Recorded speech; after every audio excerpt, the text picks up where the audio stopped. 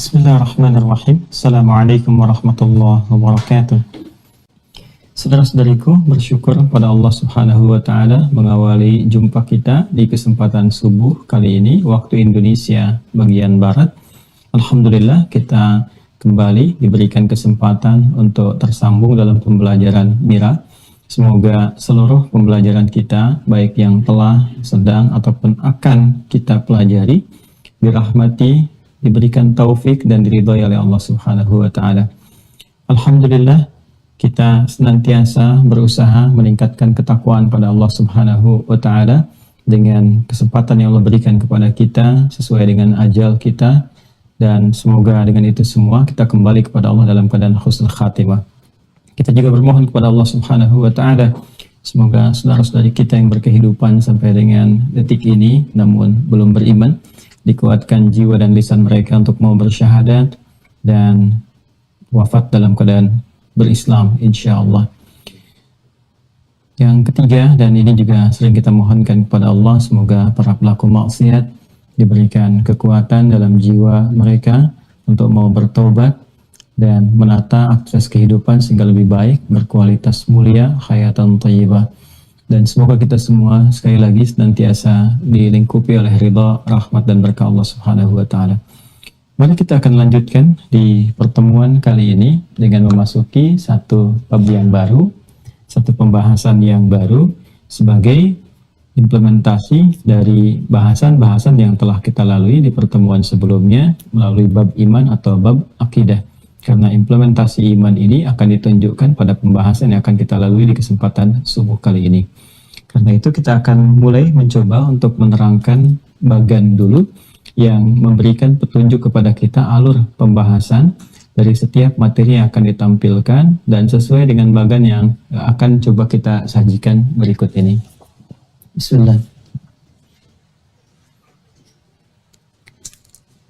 Jadi pokok pembahasan yang akan kita kaji dan kita korelasikan dulu dengan pembahasan sebelumnya dari sisi bab-bab utama sehingga memberikan pemahaman yang utuh kepada kita tentang ajaran-ajaran dalam dinul Islam, dalam frame Islam. Jadi ad-din yang kita anut, kita yakini, kita peluk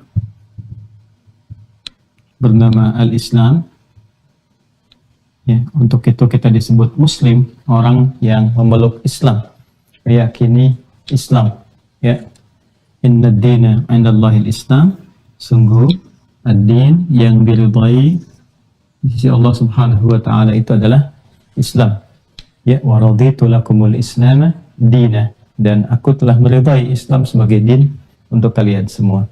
Nah, singkatnya di dalam dinul Islam ini nanti untuk mengetahui dan mempraktekkan keindahan, kemurnian, ajaran-ajaran Islam yang sekaligus juga membimbing kita semua untuk memaksimalkan tugas kita di muka bumi ini, membawa misi sebagai khalifah untuk memakmurkan, menyukseskan, menghadirkan kebaikan-kebaikan dan bersifat saling menggantikan.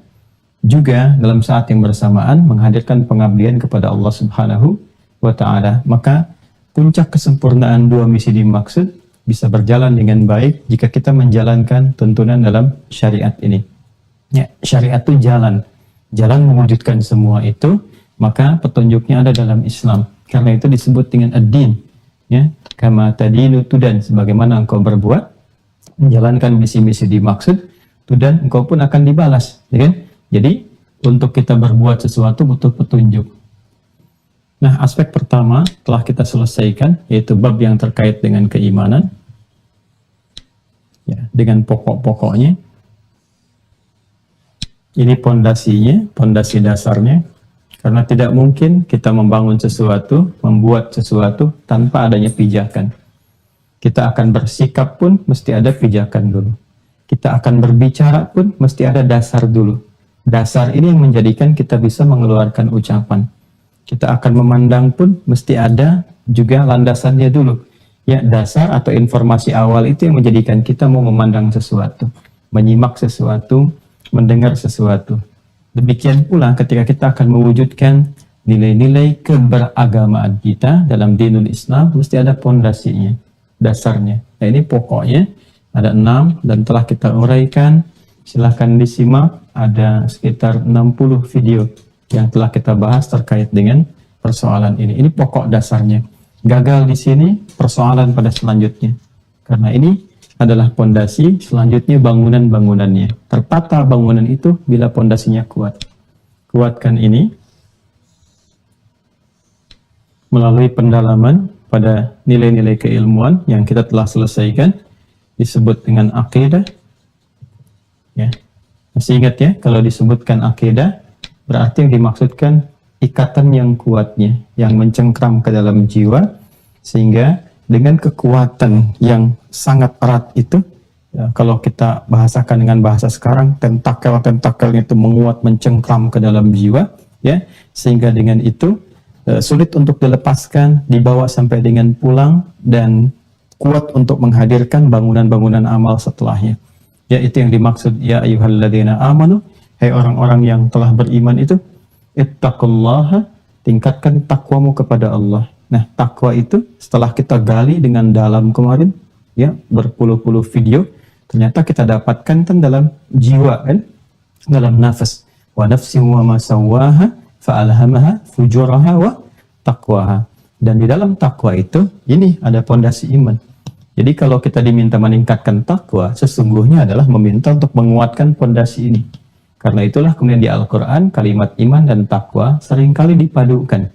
Imma dibuka dengan iman, lalu diakhiri dengan takwa, atau dijelaskan takwa dulu, lalu dijabarkan imannya, bisa terjadi. Dzalikal kitabu la raiba fi hudal lil muttaqin. Takwa dulu. Lalu alladzina yu'minuna bil ghaib, iman. Ya ayyuhalladzina amanu, iman dulu. Kutiba alaikumus siyam kama kutiba alal ladzina min qablikum la'allakum tattaqun. Takwa kemudian. Jadi kalau disebutkan meningkatkan takwa, ingat baik-baik, tujuan akhirnya adalah menguatkan pondasi iman. Ya, dan itu harus serius, harus sungguh-sungguh. Ya ayyuhalladzina amanu, hai orang-orang yang telah beriman, ittaqullah, tingkatkan takwamu kepada Allah, ya, dengan tujuan untuk menguatkan pondasi iman ini haqqa tuqatih. Dengan cara yang benar, dengan serius, dengan sungguh-sungguh. Haqqa tuqatih itu sungguh-sungguh, serius, dengan benar, kan? Nah, kemudian kalau sudah kuat, ini akan mengikat. Ikatannya disebut dengan akidah, seperti telah kita bahas. Nah, itu kalau sudah kuat mencengkram pada jiwa, kita bawa. Ya, dalam keadaan kita sudah tunduk patuh kepada Allah berislam. Muslim, jamanya muslimun. Maka itu yang dimaksudkan, wala tamutunna illa wa antum muslimun. Ya? Dan jangan sampai kalian semua wafat kecuali sedang menggenggam kekuatan akidah itu dan dalam bentuk kepatuhan pada Allah Subhanahu wa taala. Nah, ini kalau disebutkan akidah berarti kekuatannya, cengkramannya, ikatannya. Ingat baik-baik ya, karena ini kita tidak akan berulang kembali ke sini. Penting saya tegaskan ini semua. Nah, jika telah kuat semua cengkraman atau pondasi keimanan itu, maka karena iman konektivitasnya langsung menyambungkan dengan Allah, ya, al-ma'budul haq, ya, Tuhan yang hak, satu-satunya yang dituhankan dan kemudian juga disembah oleh kita semua, maka semua kegiatan kita yang melalui instruksi pancaran iman itu, kalau sudah mengakar, maka dibimbing lewat iman bagaimana bersikap, beramal, dan seterusnya. Seluruh aktivitas kita itu akan tertuju, ya, kepada yang satu, kepada Allah yang ahad, qul huwallahu ahad, menuju kepada satu titik saja, yaitu disebut dengan tauhid namanya. Jadi iman itu menjadikan hidup kita bertauhid. Jadi menjadikan seluruh aktivitas kita terkoneksi dengan Allah Subhanahu wa taala. Mengarahkan semua apa yang diinstruksikan oleh iman itu berdasarkan kepatuhan kepada Allah Subhanahu wa taala. Jadi kalau di sini Islam, orangnya muslim, ya. Nah, muslim ini maka harus bisa kemudian menguatkan keimanannya sehingga nanti karakter muslimnya juga dikuatkan dengan diksi mukmin. Ya. Untuk mencapai mukmin nanti ada dua tahapan. Pertama amanah, ini ya, jamaknya amanu, kemudian yu'minu, jamaknya yu'minun. Ya.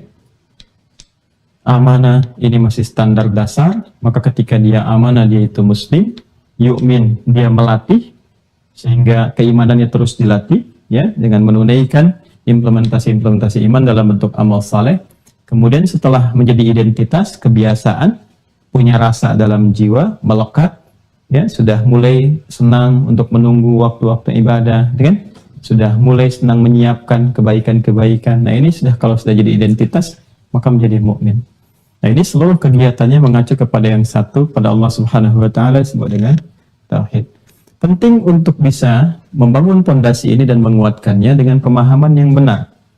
Baik, ya? Dengan pemahaman yang benar, kemudian juga dengan pengertian yang baik, sehingga ketika memahami, ya, maknai semua unsur-unsur ini, maka kita bisa berargumentasi dengan baik. Bila disoal, ditanya kenapa engkau menuhankan Allah, kita bisa menjawab. Ya, kemudian juga bila ada yang bertanya, kita bisa menjelaskan, dan seterusnya. Maka Al-Imam Abu Hanifah menamai ini, ya, dengan namanya ilmu fiqhul akbar, al-fiqhul akbar. Ya, fikih akbar. Di antara sekian fikih, memahami, mengerti tentang sesuatu, maka ini yang paling tinggi nilainya. Sebab kalau kita tidak bisa berargumentasi dengan baik dan menjelaskan ini, maka nanti akan goyang fondasi yang lainnya. Di soal saja Anda nggak bisa jawab, kenapa Tuhannya harus Allah bukan yang lain, ya kan? Lalu Anda tidak bisa menjawabnya, maka muncul kebimbangan, keraguan. Maka kalau sudah ragu di sini, yang lain-lainnya bangunannya akan goyah, kayak kena gempa gitu, ya. Maka sholatnya goyah, mulai nggak puasa dan sebagainya. Maka ini penting memahami ini untuk memberikan kekuatan pada bangunan-bangunan yang lainnya. Maka inilah pokoknya dalam ad-din.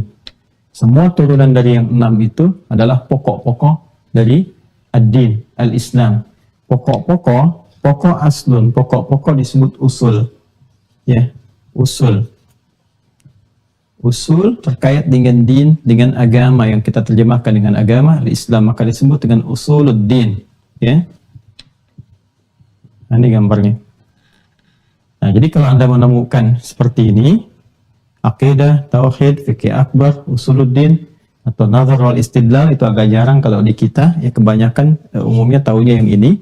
Maka ini kaitannya erat dengan pendalaman kepada nilai-nilai keimanan.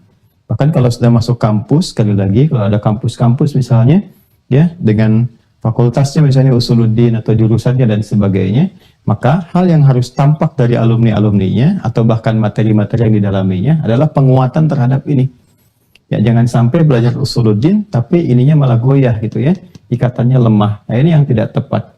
Nah, karena itu silahkan nanti teman-teman semua disimak lagi perjalanan ini dari mulai Allah membimbing kepada Rasulullah SAW untuk menyampaikan risalah Islamiyah dengan berupa awal pondasi keimanan, khususnya di fase Makkiyah itu, ya, dengan cara yang sangat sempurna, dibimbing oleh wahyu, diteruskan kepada sahabat sampai pada generasi selanjutnya, dan juga sampai kepada kita sekarang. Urutan sanad itu penting, karena dalam Islam segala hal yang kita pelajari, kita lakukan, itu ada turunan referensinya. Tidak boleh sembarangan mengacu pada pakem yang telah ditetapkan. Adapun metodologi untuk menyampaikan ataupun menjawab tantangan-tantangan di setiap zamannya, terbuka pintu-pintu ijtihad sesuai dengan kebutuhan-kebutuhannya, tapi tidak keluar dari pokok-pokok ini. Karena itulah ketika kita kemarin menuntaskan dengan hadirnya beberapa imam-imam besar di zamannya yang memberikan pendekatan dengan metodologi-metodologi yang sesuai dengan tuntutan di zamannya masing-masing, tapi tidak keluar dengan ranah ini. Nah, jadi itu sifatnya metodologis, tidak keluar dari tuntunan yang pokok. Maka siapapun yang merasa nyaman dengan metodologi yang dimaksudkan, silahkan diikuti sepanjang perjalanan kepada pokok-pokok utama yang telah kita sampaikan, yang para ulama menetapkan semua pokok ini dijelaskan dalam konsepsi Ahlus Sunnah wal Jamaah. Ini kita berhenti pada bagian yang kemarin. Silahkan nanti detailnya dirujuk kembali pada pertemuan-pertemuan sebelumnya, sehingga tidak kita banyak menghabiskan energi di pembahasan yang telah kita uraikan secara mendetil. Nah, sekarang pertanyaannya adalah, untuk mengukur kekuatan iman ini, kalau bahasa sekarangnya barangkali parameternya, kan? Bagaimana kita bisa mengetahui bahwa iman seseorang itu kuat atau sudah baik, gitu kan? Atau bahkan excellent, istimewa, ya, kuat, bagus. ataukah standar saja? Ya, kalau di sini kan standar itu berarti yang ini. Ya, amanah baru beriman, gitu kan? Standar itu. Nah, kalau di sini kita sebelum kuat misalnya ada baik, ya, jayyid, good, ataukah levelnya naik di atas standar ke baik, atau memang kuat, istimewa, ya? Atau juga misalnya di bawah standar, lemah, redup. Ini yang kena penyakit kemarin ya, dan turunan-turunan lainnya. Atau bahkan terlihat cahayanya, nah ini dia, sudah sunyi nih, ya, sudah mati nih, ya. Atau kita katakanlah sudah sekarat betul gitu kan, nah, cuman pengakuan di lisannya saja sudah sunyi. Nah ini bagaimana kita bisa mengukur standar ini? Oke? Nah, maka mesti ada ukuran-ukuran, standar-standar, sekaligus pembuktian-pembuktian, sehingga kualitas keimanan seseorang itu bisa terlihat, ya, bagaimana sinyalnya, kekuatannya, pancarannya, dan sebagainya. Nah, untuk itulah kemudian Allah memerintahkan kita untuk menunaikan ibadah. Ya. Muncul apa yang disebut dengan apa? Ibadah. Ibadah. Baik ya. Jadi dalam Islam itu selain ada konsepsi tentang keimanan, pokok-pokoknya, ya kan, pondasinya, maka pondasi ini kan harus ditampakkan. Orang kan kalau misalnya bikin pondasi, orang kan akan bertanya mau bikin apa itu, ya kan? Mau bikin apa? Ya karena kalau sudah ada dasarnya kan orang akan melihat, oh ini mau bikin sekolah, oh ini mau bikin pabrik, ini mau bikin gedung, ini bikin rumah dan sebagainya, ya kan? Semakin kuat pondasi, semakin besar, semakin bagus, pasti ini orang sudah melihat, oh ini pasti 2 tingkat nih, ini 3 tingkat nih, dan sebagainya. Bagaimana terlihat pondasi itu benar setelah muncul bangunannya? Jadi setiap pondasi itu butuh pembuktian. Ya, setiap ada yang di hati itu juga butuh pembuktian. Ya, kan saya sering katakan, iman kan amalannya hati, cinta amalannya hati, segala yang bersumber dari hati itu butuh pembuktian. Perasaan itu kan di hati. Ya, ada rasa itu ketika dibuktikan lewat perilaku, ya kan? Ada rasa tidak suka, maka muncul kata-kata yang kurang baik, sikap yang tidak enak, itu kan pembuktian dari jiwa, dari keadaan hatinya. Ada rasa senang, muncul perhatian, muncul perawatan, dan sebagainya. Itu mewujudkan apa yang ada dalam jiwa. Iman persoalan jiwa, karena takwa tempatnya dalam nafas, maka butuh pembuktian. Bagaimana dibuktikannya ada iman itu? Sekaligus iman juga pondasi. Lalu setelah ada iman mau membangun apa? Ya? Maka dari itulah hikmahnya. Ketika seseorang sudah menyatakan beriman, ya konsekuensinya Allah harus mengujinya. Ya? Untuk membuktikan bahwa imannya itu ada. Imannya itu muncul. Maka inilah hikmahnya. Kenapa di dalam Islam juga diperintahkan untuk menunaikan ibadah. Salah satu tujuannya adalah untuk membuktikan keberadaan iman di dalam jiwa kita. Sekaligus juga tentang parameter atau kekuatan iman yang dimaksudkan. Jadi pertama, kita akan turunkan dulu dengan pertanyaan, mengapa ya mesti ada ibadah?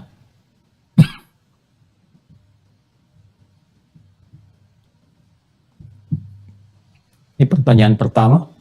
Jadi nanti kalau Anda ditanya misalnya, kenapa sih kamu harus ibadah? Ya kan?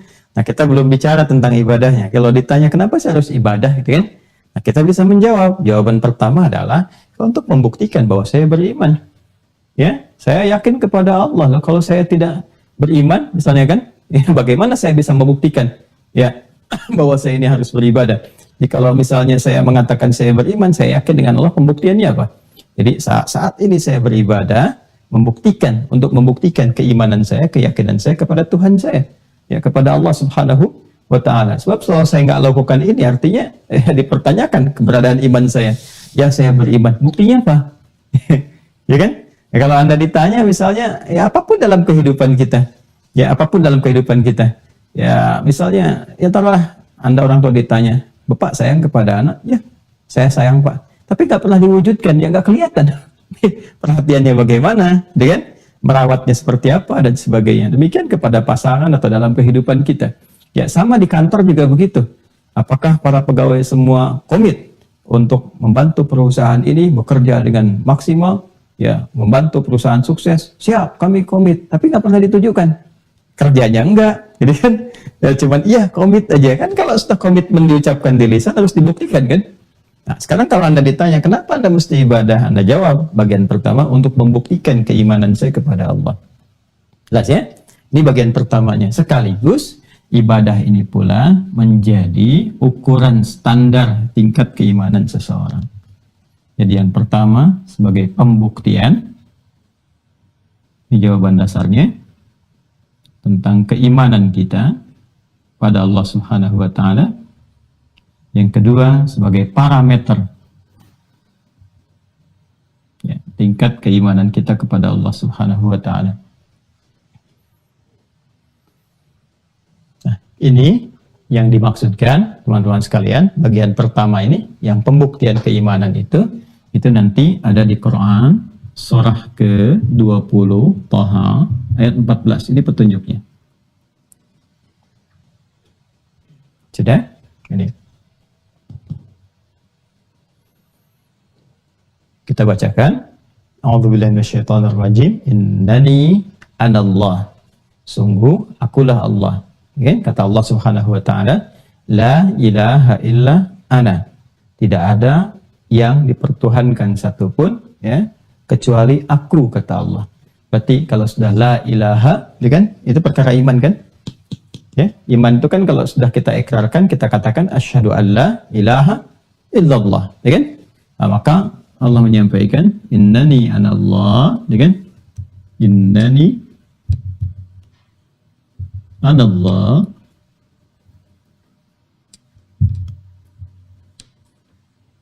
la ilaha illa ana, la ilaha illa ana. Ini, nah ini sudah perkara iman. Ya, karena itu pembuka keislaman itu kan yang pertamanya adalah syahadat, sedangkan syahadat adalah unsur keimanan. Asyhadu an la ilaha illallah, innani anallah, la ilaha illa ana. Di sini sudah ada wujud keimanan, ya, di sini. Kemudian setelah itu apa? Allah minta kita membuktikan keimanan kita kepada Allah. Kalau kamu memang sudah beriman, ya, sudah meyakini sepenuhnya tanpa ragu menuhankan Allah Subhanahu wa taala, maka buktikan. Fa'budni. Ya, fa'budni. Fa'budni. Ya. Nah, ini aspek ibadahnya. Fa'budni ini sudah bentuk perintah, ya. Bentuk perintah dari kata abada ya'budu. Abada itu menyembah, beribadah, ya'budu terus beribadah, menyembah, kan? Orang yang menyembahnya itu disebut dengan abid, ya, abid. Kemudian bentuk karakteristiknya disebut dengan abdun, ya, jamaknya disebut dengan ibadun. Baik ya? Teruskan dulu. Ini fa'budni, o'bud, ini kata perintahnya. O'bud kata perintah. Fa'budni. Maka buktikan imanmu itu, ya. Kalau kamu mengatakan sudah beriman, buktikan keberimananmu itu dengan beribadah kepada Allah Subhanahu wa taala. Maka dari sinilah kemudian Allah perintahkan kepada kita, ya, dengan detil-detil ibadah tertentu untuk membuktikan keberadaan iman kita. Jadi ini konsepsi dasarnya. Kalau Anda ditanya mengapa harus ada ibadah, jawabannya untuk membuktikan keimanan. Apa dalilnya dalam Islam? Ini dalilnya. Logikanya apa? Seperti tadi yang telah saya sampaikan. Di skala logika kita sudah jawab, ya kan? Orang yang yakin kan harus ada pembuktian. Seperti Anda meyakini sesuatu, cinta, ya, itu ada dalam keyakinan. Buktinya apa? Ada pernikahan, perawatan, dan sebagainya. Komitmen dalam pekerjaan, Anda yakin akan bekerja, dibuktikan lewat etos kerja Anda yang meningkat. Nah, yakin kepada Tuhan, puncak tertingginya kepada Allah, apa pembuktiannya? Ibadah. Itu logikanya. Nah, ada nggak di kitab kamu perintahnya? Ada. Supaya menunjukkan bahwa semua jalur yang terkait dengan pola ibadah kita, berislam kita, itu bukan asal-asalan. Bukan buatan manusia, bukan kreatif manusia, tapi Tuhannya langsung membimbing. Ya, Allah Subhanahu wa ta'ala. Kemudian, dari sini kita akan lihat dengan menunaikan ibadah yang dimaksudkan, maka ini akan jadi parameter tingkat keimanan. Ya, parameter tingkat keimanan kita. Jadi, untuk mengetahui apakah ibadah seseorang kuat, kan? apa iman seseorang kuat, istimewa, standar saja, atau lemah, redup, diantaranya bisa dilihat dari sini. Ya, dari aspek ibadahnya. Jadi kelihatan kalau seseorang itu sedang ibadahnya bagus, ya semakin bagus dia ibadah menunjukkan semakin kuat imannya. Ya, sama saja orang tua kan kalau semakin dia perhatian pada anak ini menunjukkan semakin sayang kan kepada anaknya. Tapi kalau dia abai dan sebagainya dan seterusnya, tidak pernah memikirkan anak dan seterusnya, maka ini menunjukkan bahwa rasa yang ada dalam jiwanya itu tentang perhatian kepada anaknya dan sebagainya itu lemah kan, redup kan. Berarti ada sesuatu yang lain tuh yang menjadikan dia fokus kepada terhadap sesuatu itu sehingga tidak memberikan perhatian sempurna kepada anak dengan turunan-turunan yang lainnya. Macam-macam nanti sifatnya.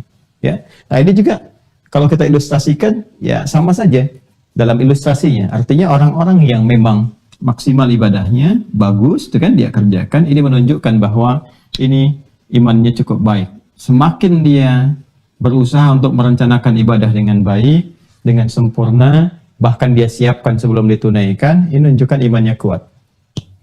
Ya, semakin dia biasa-biasa saja, ya ini menunjukkan standar. Kalau dia sedang malas-malas, kadang dikerjakan, kadang tidak, misalnya, nah ini lemah, redup. Kalau sudah tidak ibadah sama sekali, bahkan ada kesan-kesan menolak itu dan sebagainya, ini menunjukkan ini, sunyi, mati. Ya, di qalbunya ada penutup. Khatamallahu ala qulubihim, wa ala sam'ihim, wa ala absarihim, ghishawah, wa lahum adzabun azim. Ya, jadi ada orang-orang yang memang kuat imannya. Nah, ini yang kita maksudkan. Muncullah kemudian di sini turunan katanya. Ini mukmin. Ya, jamaknya mukminun.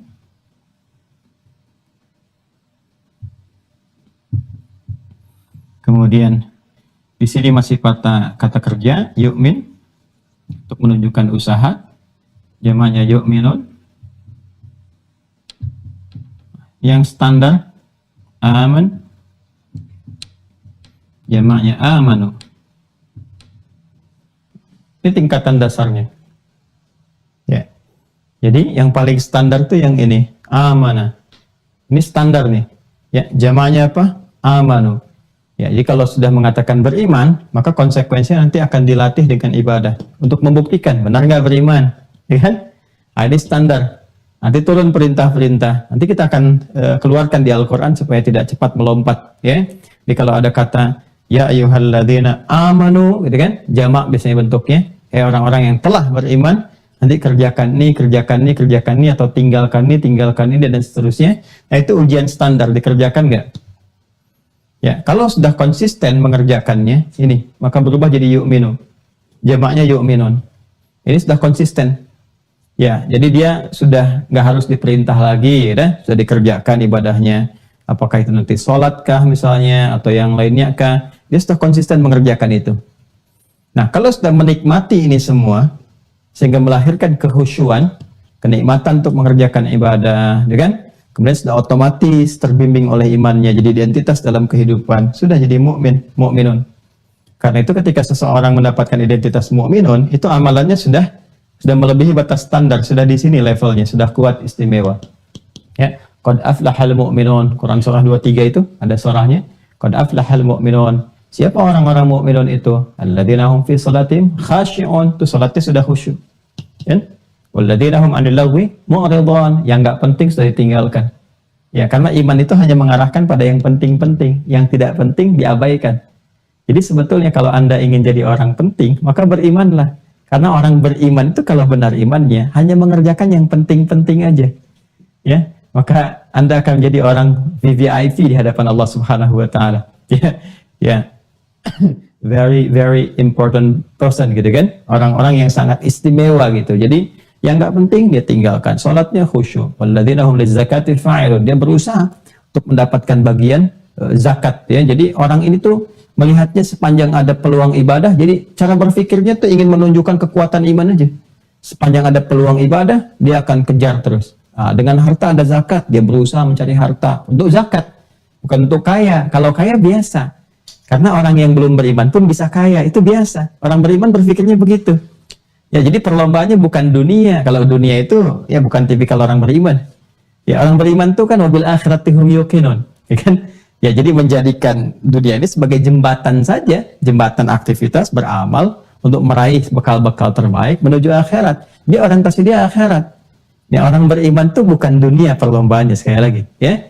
Jadi kalau ada orang berilmu, dia beriman, maka ilmunya dia akan arahkan untuk kepentingan bekal akhiratnya. Jadi kalau ada orang kaya pun dia beriman, maka dia mencari kekayaan itu bukan untuk dunia. Ya, apalagi sifat-sifat yang dananya, yang rendahnya, seperti pamer misalnya, hanya untuk ya menampilkan kemewahan dan sebagainya, bukan ke situ. Kalau itu dunia. Orang beriman itu dia mencari harta, jadi kayanya itu untuk menjadi bekal pembuktian keimanannya. Ini gambarannya. Kalau dia pejabat, maka dia akan berusaha dengan jabatannya itu membuktikan keimanannya, cari bekal akhiratnya. Bukan ingin sekedar mencari kedudukan dan sebagainya. Nah ini gambaran-gambarannya. Levelnya yang ini. Ini excellent ini, kuat, istimewa. Ya, kalau baik ini masih yu'minun. Jadi kalau di sini kita katakan istimewa, ya. Kalau ini kita katakan mulai kuat. Kalau ini masih standar. Nah, kalau di bawah ini nanti kena penyakit nih, teman-teman sekalian. Sudah mulai meremah, sudah mulai meredup. Ini macam-macam nih istilahnya nih. Ya, bisa jadi nanti bermaksiat karena maksiat, asa, gitu kan? Asa, gitu kan? Karena maksiat, ya, atau bergeser ya, karena kefasikan, fusuk, gitu kan? Nah, dan seterusnya, atau karena kezaliman, zulmun, gitu kan? Nah, kalau sudah ke sini mati ini jadi kufur. Ini penyakitnya bisa banyak, bisa riddah, ya, orangnya disebut murtad, sudah kita bahas, kan? Nah, murtad itu menghabiskan semua, ya, melenyapkan sinyal-sinyal iman itu. Kalau sudah lenyap, ya sudah, nggak ada getaran-getaran lagi, nggak ada ibadah lagi. Orang sudah murtad nanti nggak mau ibadah. Ya, nanti semakin tinggi tingkat kemurtadannya, semakin bukan hanya nggak ibadah, dia menyoal ibadah yang telah dia kerjakan. Itu yang paling bahaya. Faulaika habitat a'maluhum fid dunya wal akhirah. Maka habislah semua apa yang dia kerjakan dari bangunan ibadahnya, baik di dunia ataupun di akhirat, nggak ada nilainya. Ya, ini karena riddah. Bisa juga nanti nifak mengantarkan kepada kekufuran. Nifak juga bisa mengantarkan kepada kekufuran. Nih, penyebab ini juga bisa nifak. Di sini bisa nifak, ya, nifak. Orang yang disebut dengan munafik, ya, dan bisa mengantarkan pada kekufuran. Sini. Nah, ini dari yang standar yang ini, kemudian yang lemah ini yang mati atau redup, bukan hanya redup, mati dia, senyap, ya, lenyap, ya, ini yang kufrun. Ini yang khatamallahu ala qulubihim. Qalbunnya di mana? Ya di sini kan? Ya. Qalbun itu kan letaknya di sodrun. Dalam sodrun ada qalbun, dalam qalbun ada nafas, dalam nafas ada ini, ada iman. Ya, ini kalau sudah kufrun, sudah selesai nih, jadi persoalan. Ya, tinggal nanti apakah dia mau kembali, ya, tentunya dengan doa-doa, dengan dakwah di sekitaran dia kan, dan sebagainya. Kalau dia mau kembali, hidupkan lagi cahayanya. Kalau bertahan sampai wafat, ya selesailah di sini. Ya. Nah, ini gambaran yang pertama. Jadi kalau ditanya mengapa kita ibadah, jawabannya ini, ya, untuk membuktikan keimanan kita kepada Allah. Yang kedua, menunjukkan parameter tingkat keimanan kita. Bagi orang beriman, ada di mana posisi imannya. Jelas ya? Baik. Kalau sudah jelas ke sini semuanya, maka kita bisa memahami ketika Allah Subhanahu wa taala memberikan sekali banyak gambaran kepada kita berupa perintah-perintah, bahkan tujuan kehidupan kita dengan menjadikan ibadah, ya, bagian dari misi terpenting keberadaan kita di muka bumi ini. Maka turunlah misalnya Quran surah ke-51 ayat 56, Adz-Dzariyat ayat 56. Udah ya? Perhatikan baik-baik teman-teman sekalian. Ketika Allah berfirman, "Wa ma khalaqtul jinna wal insa illa liya'budun." Dan tidaklah aku ciptakan jin dan manusia itu, kita fokus pada alam kita, pada manusia, ya, penciptaan manusia. Ya. Di antara tujuan tertingginya adalah illa liya'budun. Ya. Kecuali untuk memaksimalkan ibadah kepada Allah Subhanahu wa taala. Ya. Ternyata di antara tujuan kehidupan itu, tujuan kehidupan atau esensi kehidupan itu, ya, ini yang paling menariknya adalah ini. Dijadikan oleh Allah adalah ibadah sebagai bagian dari tujuan terpenting pada kehidupan, esensi kehidupan. Nah, ini apa rahasianya di sini? Ya, bukan hanya ingin menunjukkan bahwa tujuan hidup kita itu esensinya adalah ya menuhankan Allah Subhanahu wa taala, menyembah Allah Subhanahu wa taala. Itu sudah pasti. Karena dengan ibadah kita membuktikan kebertuhanan kita kepada Allah Subhanahu wa taala. Inti hidup kita kan untuk menyembah Allah, mengabdikan diri kita kepada Allah. Ini sudah pasti. Tapi ada sesuatu yang sangat menarik gitu, ya.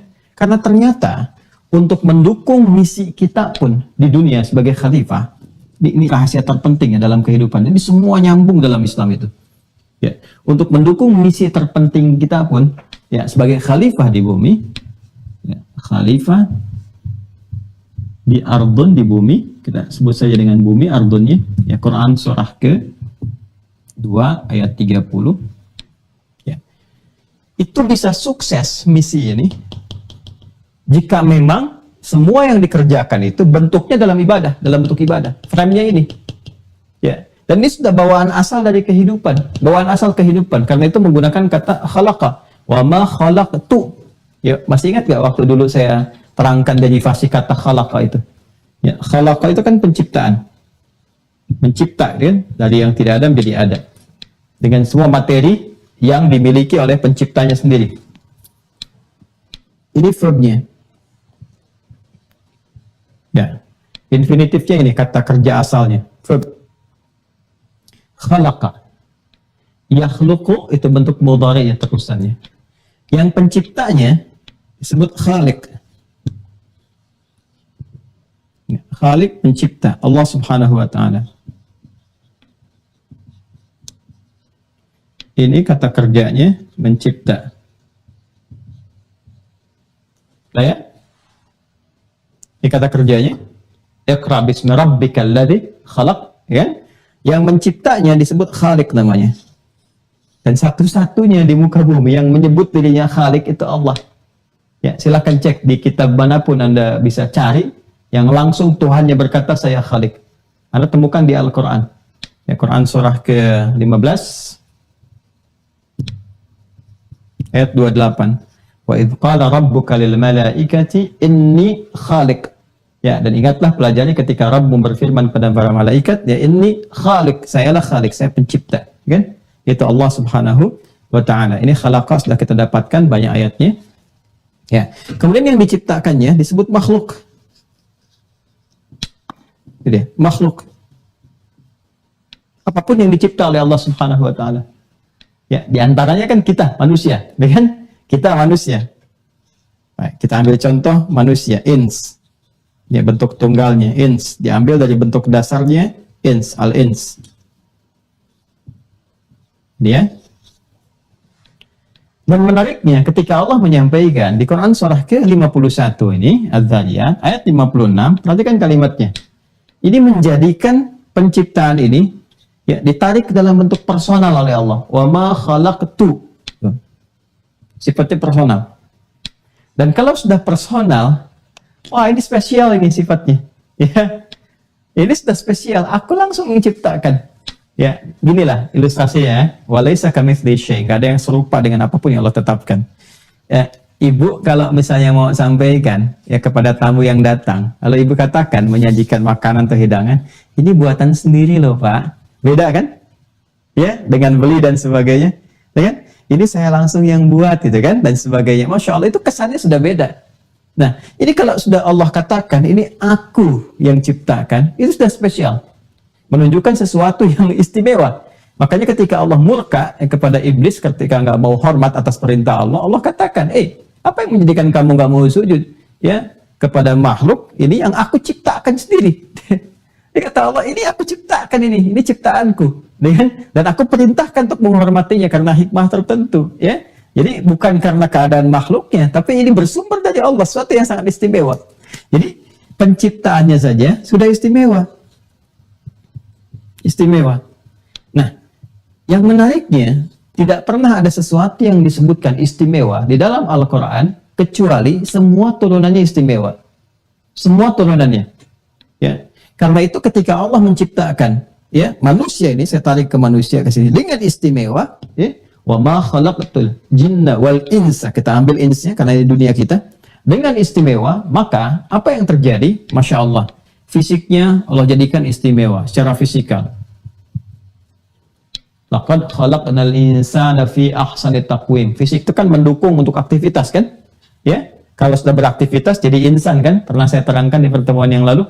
Ya, jadi insan. Laqad khalaqnal insana fi ahsani taqwim. Bahkan bersumpah dengan 3 risalah kenabian yang paling viral, ya, Nabi Isa alaihissalam, Yesus Mesias, ya kan, wattini wazzaitun, Nabi Musa alaihissalam, watturi sinin, Nabi Muhammad sallallahu alaihi wasallam, wa hadzal baladil amin, laqad khalaqnal insana fi ahsani taqwim. Fisiknya istimewa. Kemudian segala fungsi fisik yang melekat pada dirinya pun istimewa, ya. Ada di Quran surah 17 itu ayat 70, walaqad karramna bani Adam, dan kami lekatkan kemuliaan kepada seluruh anak cucu Adam. Jadi Anda bisa bayangkan, ini istimewa fisiknya, fungsi yang melekat kepada fisik itu pun diistimewakan, walaqad karramna, dan kami muliakan, ya, istimewa.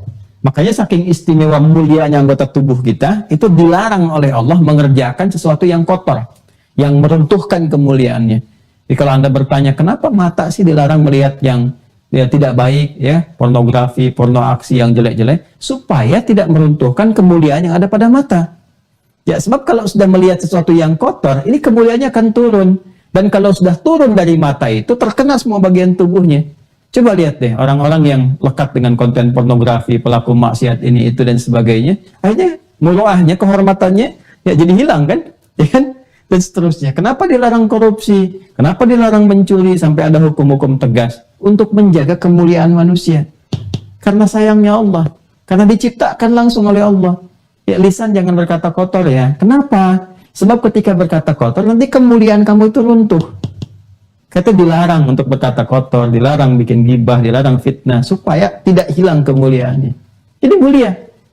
Jadi Anda bisa bayangkan, fisiknya saja mulia, fungsinya aja mulia, ya kan? Kenapa? Karena Allah menciptakannya dengan mulia, dengan istimewa, langsung. Nah, kalau keadaannya mulia, fisiknya mulia, penciptaannya mulia, maka misinya pun pasti mulia. Misinya pasti mulia. Ini yang paling menarik ya.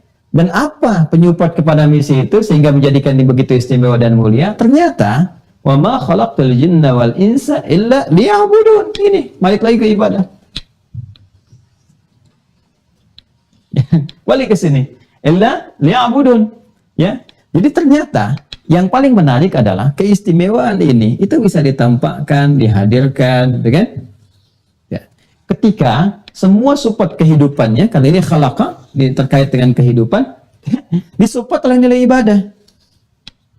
Oleh ibadah ini, illa liya'budun, liya'budun, budun. Nah, ini ya, harokatnya gini. Kecuali untuk ibadah. Jadi ternyata ibadah itu memuliakan kehidupan kita. Ibadah itu memuliakan fisik kita. Ibadah itu memuliakan fungsi-fungsi dalam tubuh kita. Dan lebih daripada itu, ternyata ibadah inilah yang akan mendukung misi kita sebagai khalifah di bumi dalam keadaan yang paling mulia.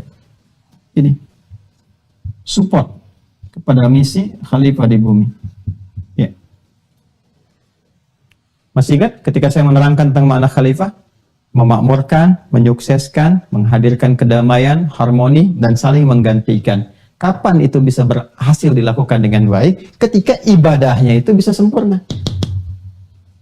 Makanya silakan cek, kapan umat Islam bisa membangun peradaban? Kapan umat Islam bisa tampil berpengetahuan?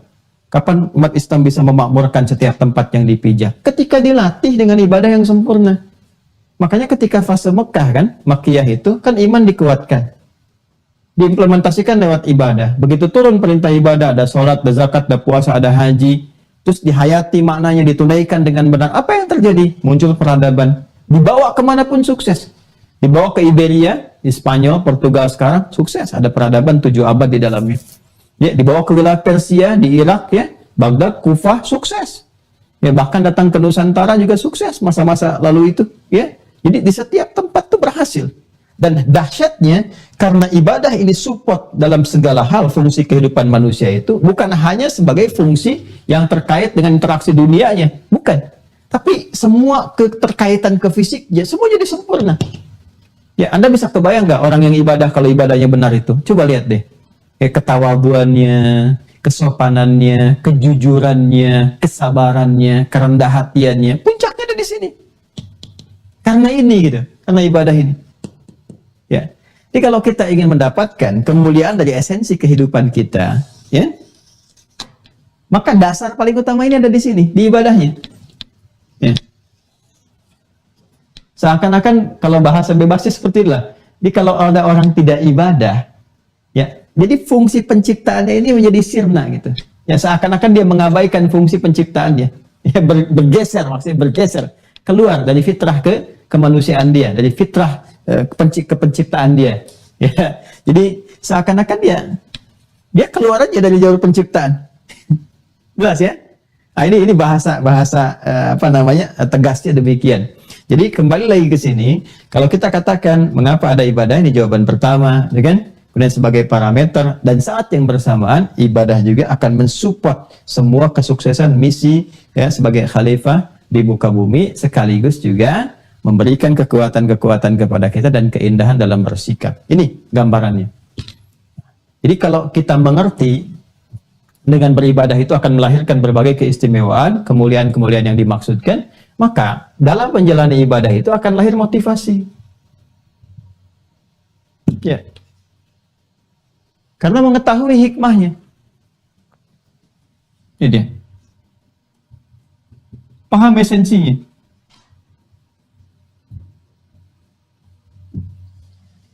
Jadi nanti begitu Allah turun perintahkan untuk ibadah, dan kita ngerti ini.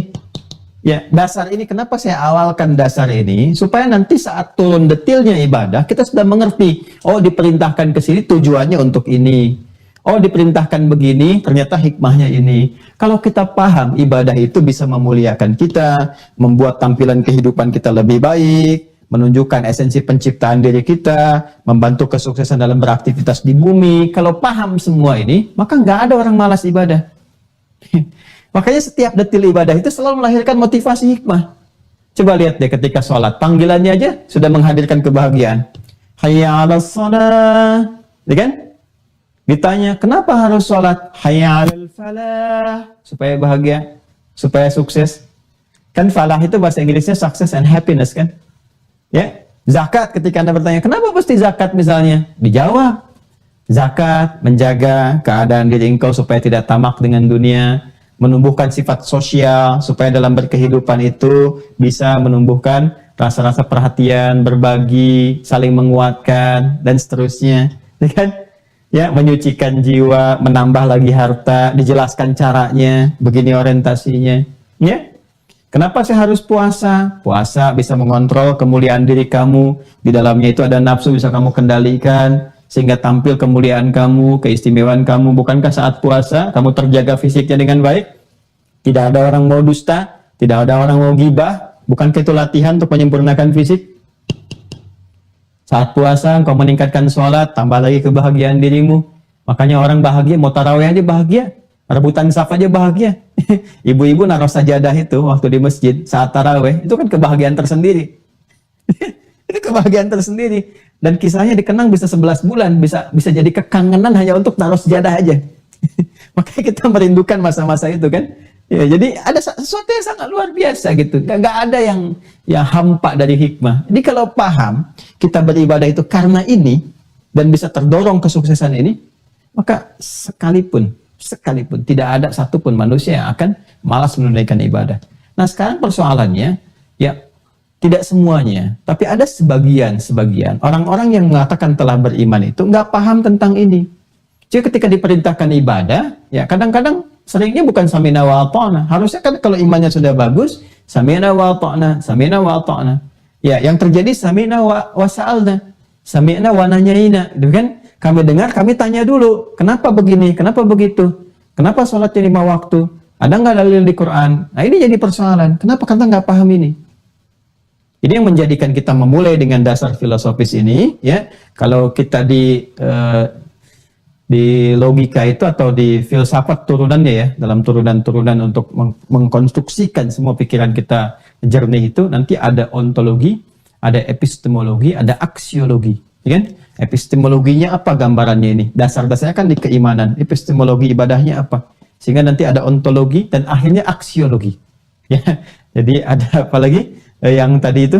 Ya, apa dari ontologi, epistemologi, aksiologi. Jadi ada aksi itu berdasarkan ilmu, ada logosnya.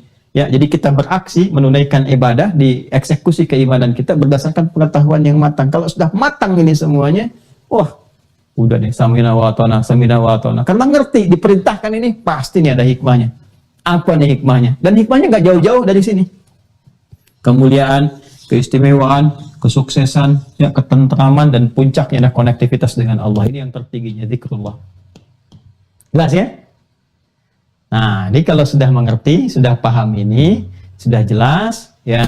Jadi tidak ada lagi perasaan-perasaan gundah, gelisah ketika diminta untuk ibadah. Jadi cara berpikir kita sekarang pokoknya kalau ada ibadah, apapun jenisnya, nih pasti ada keistimewaan. Ini aja nih. Ya tinggal cari aja. Kalau diperintahkan ibadah, apa hikmahnya tuh? Ada apa nih di balik ini nih? Pasti akan selalu ada kemuliaan tuh. Apa tujuannya terhadap misi kita sebagai khalifah di bumi? Apa tujuannya terhadap penyempurnaan, ya? Kita sebagai manusia, baik secara fisikal, rohani kita atau akal kita. Tinggal cari aja ke situ. Semua ada korelasinya. Dan dahsyatnya dalam Islam, tidak ada satu perintah pun atau bahkan larangan pun kecuali tuntas dibahas dengan detail dari 3 aspek utamanya. Ya, 1 tujuannya atau hikmahnya ini.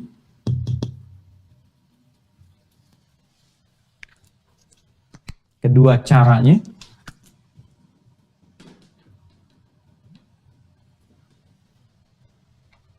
Ketiga maknanya.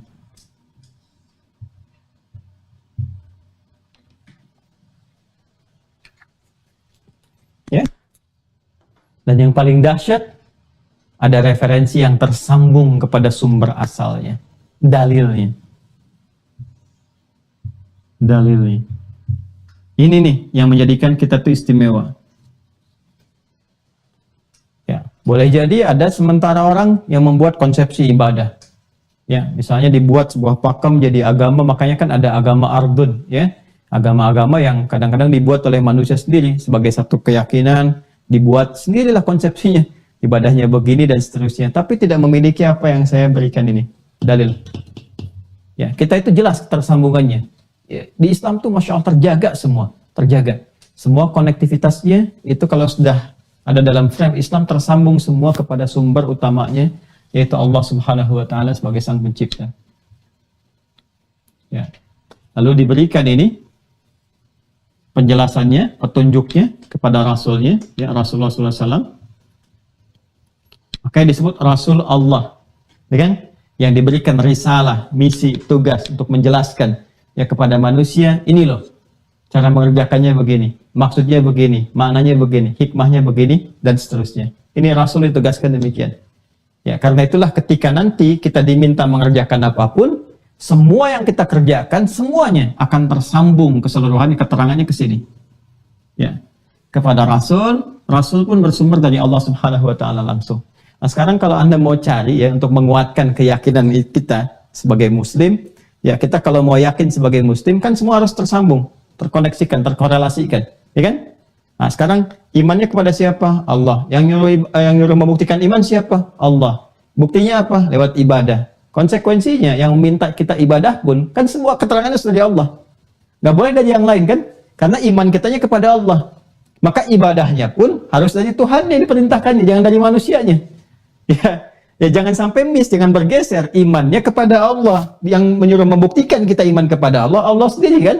Maka yang harus membuktikan itu harus memberi jalan kepada kita. Bagaimana cara membuktikannya? Nah, jalan itulah dalam bahasa Arab disebut dengan syara'ah. Konsepsinya disebut dengan syariat namanya. Ya, syariat. Ini dia.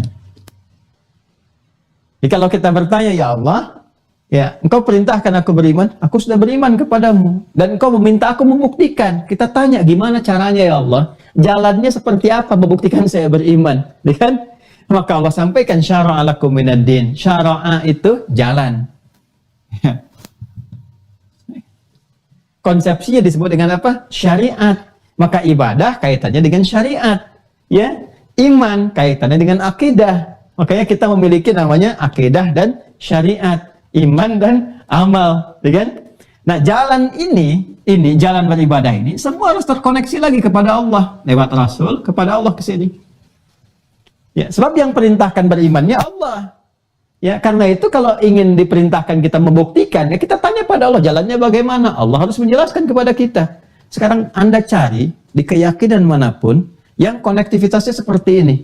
Ya, diimani kemudian keyakinannya dan diperintahkan langsung oleh Tuhan. Ya, caranya begini, lakukan ini, kerjakan ini. Ya. Dan dahsyatnya bukan sekedar itu, dijelaskan pula ini hikmahnya apa, hubungan dengan kehidupannya bagaimana, cara mengerjakannya seperti apa, maknanya bagaimana. Di Islam terjawab semua itu. Kalau Anda mau mencari bagaimana caranya kita menunaikan ibadah yang langsung diperintahkan oleh Tuhan, maka dicari konektivitasnya, ketemu apa yang dibahasakan oleh para ulama dengan dalil namanya. Kan? Kita lihat gimana cara melacak dalil bersumber dari Allah. Lihat pada firman-Nya. Maka untuk beribadah ini Allah Subhanahu wa taala memberikan instruksi kita lewat firman-Nya dalam Al-Qur'an. Awas, pelan-pelan ya. Sudah?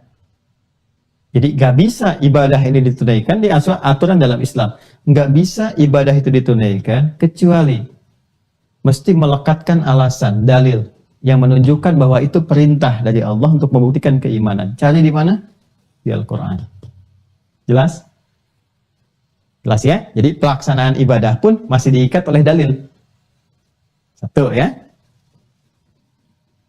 Pelan-pelan. Karena itu nanti kita akan mencari turunannya apa saja. Ini kalau Anda bertanya, apa saja jenis ibadahnya? Cek di Al-Quran. Apa saja untuk membuktikan ini. Jelas ya? Nanti cari hikmahnya, cari caranya. Ada di sini. Dan yang kedua, ini, siapa yang ditugaskan untuk menyampaikan Al-Quran ini? Sehingga kita tahu, ya bisa mendapati itu semua. Balik lagi, ini kan Rasul, utusan. Makanya Allah menugaskan Rasul, mengangkat Rasul, dengan turunnya Al-Alaq telah kita bahas sebelumnya, di simpul yang keempat terutama ya, ditugaskan Rasul. Ya, makanya disebut Rasul Allah, Rasulullah. Ya, sallallahu alaihi wasallam, Rasul Allah yang diberi tugas oleh Allah Subhanahu wa taala menjelaskan ini semua. Ya, karena itu ketika ditetapkan, diangkat oleh Allah Subhanahu wa taala sebagai rasul, itu diberikan tugas-tugas ini. Ya, contoh Quran surah ke-2 Al-Baqarah ayat 151. Kama arsalna fikum rasulan minkum yatlu alaikum ayatina. Nih Quran. Dah? Wa yuzakkikum, dan tujuan itu semua nanti untuk bisa ini. Wa yuzakkikum. Ya, membersihkan dan menguatkan nilai-nilai keimanan kalian. Tazkiyatun nafas, di nafas itu kan ada iman. Ya, dan sudah saya bahas kan waktu kita membahas tentang kolbu, banyak detil. Wa yuzakkikum. Ya, dan dengan itu dia bisa memberikan petunjuk kepadamu bagaimana mengolah iman dengan baik, membersihkan dari pengaruh-pengaruh fujur yang bisa berdiri sendiri karena bisikan-bisikan atau provokasi dari setan. Ya. Wa yu'allimukumul kitab, dan mengajarkan kepada kalian, kan? Tuntunan-tuntunan dari Al-Quran itu. Jelas?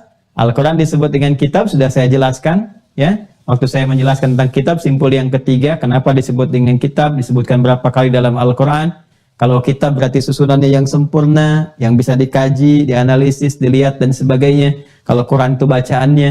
Jadi artinya yang diajarkan oleh Nabi itu, kita bisa akses kemudian kali. Nah, ini wujudnya. Ada mushaf, kan? Ya, kita bisa lihat dan seterusnya. Wa yu'allimukumul kitab, dan cara kita memahami ini semua, nggak boleh masing-masing menyimpulkan sendiri. Ya, nggak bisa turun di Quran perintah ibadah sholat, terus kita kreasi, mau sholat sendiri, nggak bisa. Harus mengikuti ajaran Nabi. Ya, ini dahsyatnya dalam Islam itu. Jadi ibadah pun nggak sembarangan. Temukan dulu dalilnya yang disampaikan Nabi. Dan cara memahami itu pun harus lihat bagaimana Nabi mengajarkannya. Gak bisa kita kreatif sendiri. Ya Nabi contohkan kita, ya ibadahnya begini, begitu kita kerjakan. Lakukan ini, ya begitu pula kita lakukan. Ya, jadi nggak bisa setiap kita kreatif sendiri. Ya Nabi contohkan adzan, perintahkan lewat sahabat, begini lafadznya. Ya dikukuhkan oleh Nabi atas petunjuk Allah Subhanahu Wa Taala. Jadi lafadzkan, Allahu Akbar. Demikian disampaikan. Ya, jelas ya. Dan nggak boleh dirubah-rubah, diganti pakai bahasa lain atau pakai terjemahan, tidak. Jadi diikuti sesuai dengan petunjuknya. Wa yu'allimukumul kitab. Dan dahsyatnya wal hikmah. Dijelaskan hikmahnya.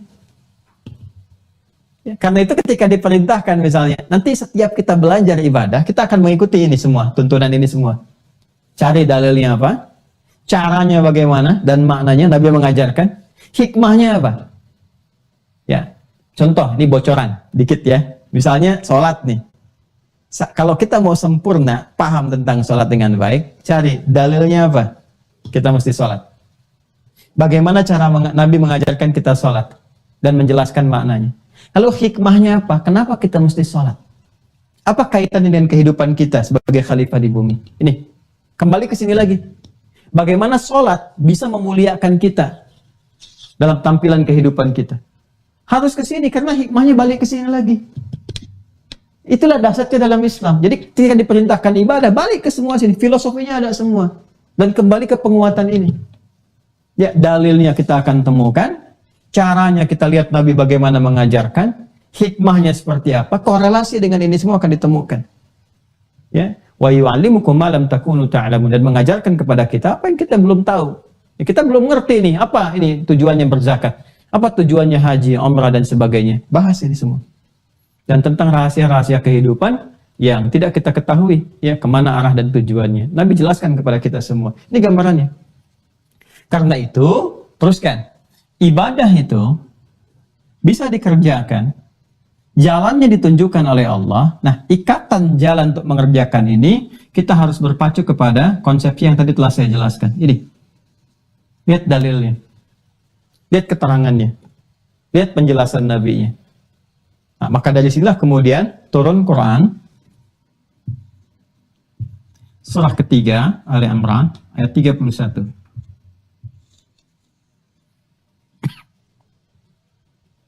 Pelan-pelan ya. Qul in kuntum tuhibbunallaha fattabi'uni. Katakan Muhammad sallallahu alaihi wasallam, jika kalian semua, maksudnya umat-umat Nabi Muhammad, hamba-hamba Allah Subhanahu wa Ta'ala, umat-umat Nabi Muhammad SAW, serius mencintai Allah. Oke? Nah, cinta itu kan, wah itu keadaan tertinggi ya. Dan pusat cinta dari mana? Dalam hati kan, dalam kalbu, dalam jiwa. Wah, kalau cinta sudah mengakar kepada jiwa, maka apapun diberikan.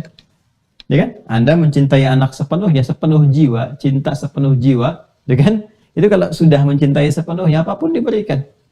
Ya, bahkan ya mau berkorban secara fisikal juga. Bahkan boleh jadi sampai ke jiwa juga. Kalau memang sudah mengikat, ikatannya sangat kuat. Pasangan suami istri, itu kan? Ya, anak-anak dengan orang tua dan sebagainya. Kalau sudah terikat itu luar biasa. Ya, dan biasanya ya pada yang baik-baik itu diikutin gitu. Apa aja diikutin, gitu ya. Nah ini kita disentuh oleh Allah nih. Kepada puncak terdalam dalam diri kita, jiwanya langsung dikhitab, disentuh oleh Allah. Qul in kuntum tuhibbunallah. Katakan Muhammad SAW, jika kalian semua, hai umat-umat Muhammad SAW, serius mencintai Allah, ini jiwa kita langsung disentuh oleh Allah. Benar nggak cinta kepada Allah? Koneksinya ini nyambung. Kalau benar, buktikan. Ya, buktikan iman kalian itu yang terkoneksi dengan Allah, dengan benar-benar mencintai Allah Subhanahu wa Ta'ala. Ya, dengan cara apa? Dengan cara ibadah yang konsepsinya fattabi'uni, mengikuti Nabi Muhammad SAW. Jadi saking sayangnya Allah kepada kita, cinta itu kan sayang, puncak sayang tertinggi itu kan cinta, ya kan? Saking sayangnya Allah kepada kita, mencintai kita sepenuhnya, itu sampai diberi jalan supaya nggak salah, supaya nggak keliru. Ya, makanya kalau sudah nanti ada petunjuk dari Nabi, dijelaskan oleh para ulama kita, sesuai dengan standar-standar fikih yang benar, yang bersanad, yang terhubung, udah ikuti, kerjakan. Dan dampaknya besar sekali. Allah kasih bonus. Bukan hanya memuliakan keadaan diri kita, membuat langkah kehidupan kita di bumi jadi nyaman, sukses, bagus, makmur. Bukan hanya itu. Tapi menjaga kita dalam kebaikan-kebaikan. Dengan cara apa? Wa yaghfir lakum dzunubakum. Ya, yuhibbukumullah, Allah balas mencintai kita, wa yaghfir lakum dzunubakum, dan mengampuni dosa-dosa. Nah, di antara bukti Allah mengampuni dosa itu bisa tampak lewat penjagaan Allah kepada kita supaya terjaga dari keburukan-keburukan. Makanya kalau orang rajin ibadah, itu secara otomatis itu yang salah-salahnya itu terjaga. Ya, terjaga, tertutup gitu. Kalau dia memang konsisten menunaikan ibadahnya. Nah, jadi makanya orang-orang yang rajin sholat, rajin baca Quran, gitu kan? Nah, dan seterusnya itu kalau benar dikerjakannya, benar, tahu hikmahnya, ya tahu caranya, tahu maknanya, belajar dengan bagus, maka hal pertama yang muncul dalam dirinya adalah kebaikan-kebaikan. Ya, sabiquna fil khairat. Jadi orang-orang yang pionir dalam kebaikan-kebaikan. Nah, ini gambarannya. Nah, jadi di sini kita dapati satu kesimpulan, ya pelan-pelan ya. Ya, pertama, terkait dengan ibadah ini, Islam menjelaskan kepada kita tujuannya apa.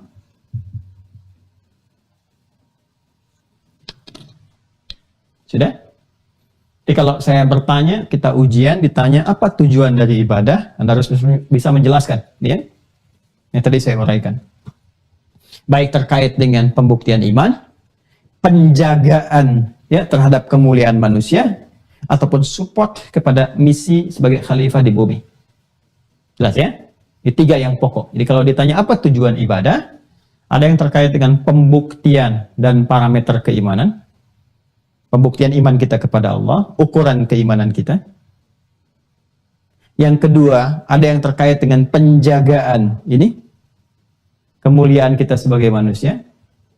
Dan yang ketiga adalah terhadap support, ya, menjadi support penopang, pendukung terhadap kesuksesan misi kita sebagai khalifah di bumi. Ini agak dalam sekali kajiannya ya, tapi saya berharap bisa menyampaikan secara runtut sehingga mudah untuk dipahami. Yang kedua, dasar kita beribadah. Dasarnya apa? Ya, jadi kalau ditanya nanti, dari mana kamu tahu ya kalau ibadahnya harus begini? Ya, kita harus bisa menjelaskan. Nah, inilah indahnya kita. Dasarnya kita punya jalannya, ada syariatnya. Ya kalau sudah disebutkan dasar, berarti ini kaitannya dengan dalil.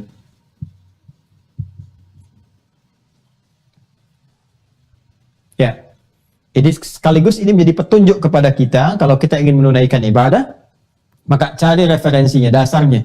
Dalilnya apa? Tadi dalam Al-Quran ditemukan. Lalu dalam Al-Quran ini nggak boleh ditafsirkan sendiri, lihat petunjuk Nabi. Masih ingat?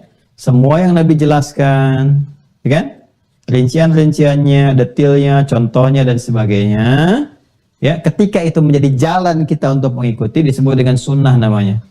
Kalau cuma dilekatkan saja pada Rasulullah, perkataan, perbuatan, sifat, sikap, ketetapan, takdirnya beliau, itu disebut hadis. Tapi kalau sudah menjadi konsepsi jalan yang kita ikuti, disebut sunnah namanya. Singkatnya demikian. Ya, maka dari itu kita cek dalilnya mana, misalnya di Al-Quran ada, ya kan? Dalam sunnahnya, dalam hadisnya seperti apa, ya? Kita cek keseluruhan itu untuk membuktikan kebenaran risalah Islam. Dan semua tersumber ke sini. Makanya dalam Islam itu nggak ada yang sifatnya dibuat-buat. Semuanya itu pakemnya ada. Ya, itulah dahsyatnya dalam Islam itu semua aturan itu ada. Jelas sekali. Sumbernya kembali ke sini lagi. Ya, dicari pun Anda mengerjakan ini, dalilnya apa? Ada semua. Ya, jelas ya?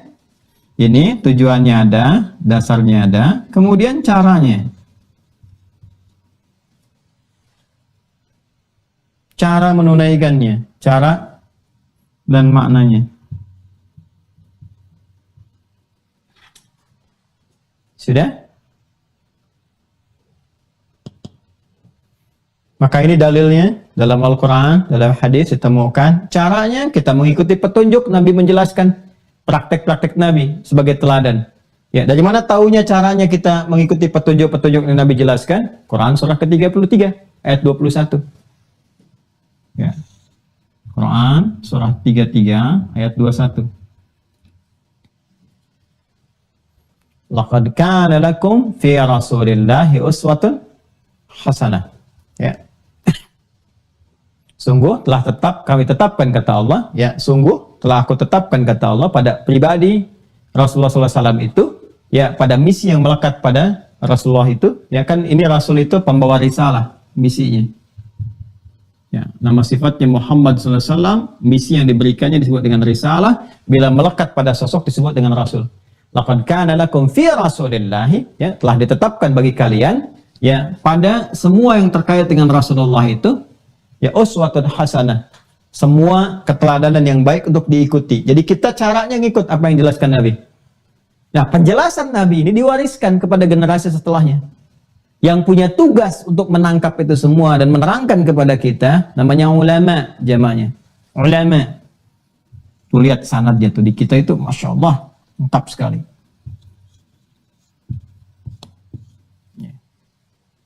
Dari mana taunya? Keterangan Nabi sendiri. Ya. Dalam hadis riwayat sahabat Abu Darda, wa innamal ulama'a warathatul anbiya, kata Nabi, dan tunggu para ulama itu pewarisnya para nabi. Jadi para nabi itu meneruskan ajaran-ajarannya ke setiap masa. Ya kan? Di setiap masa itu kan, di masanya beliau ada sahabat. Jadi sahabat meneruskan lagi kepada tabi'in. Tabi'in meneruskan lagi kepada tabi'ut tabi'in, terus berganti generasi sampai dengan ke kita. Nah, orang-orang yang bisa menerima ajaran itu dengan baik, mengkodifikasikannya, kan, menghafal dengan sempurna, dan bisa dikonfirmasi. Jadi bukan 1-2 orang. Ya, banyak ini. Ya, banyak. Di setiap masanya itu ada tabaqah, tingkatan-tingkatannya. Itu di setiap masa itu ada kumpulan-kumpulannya, sehingga mengonfirmasi. Ya, karena itu, masya Allah, indahnya dalam Islam. Di setiap generasi itu akan ada ulamanya. Ya, dan setiap ulama punya jalurnya. Jadi misalnya sekarang nih kita ada di masa kini, ya.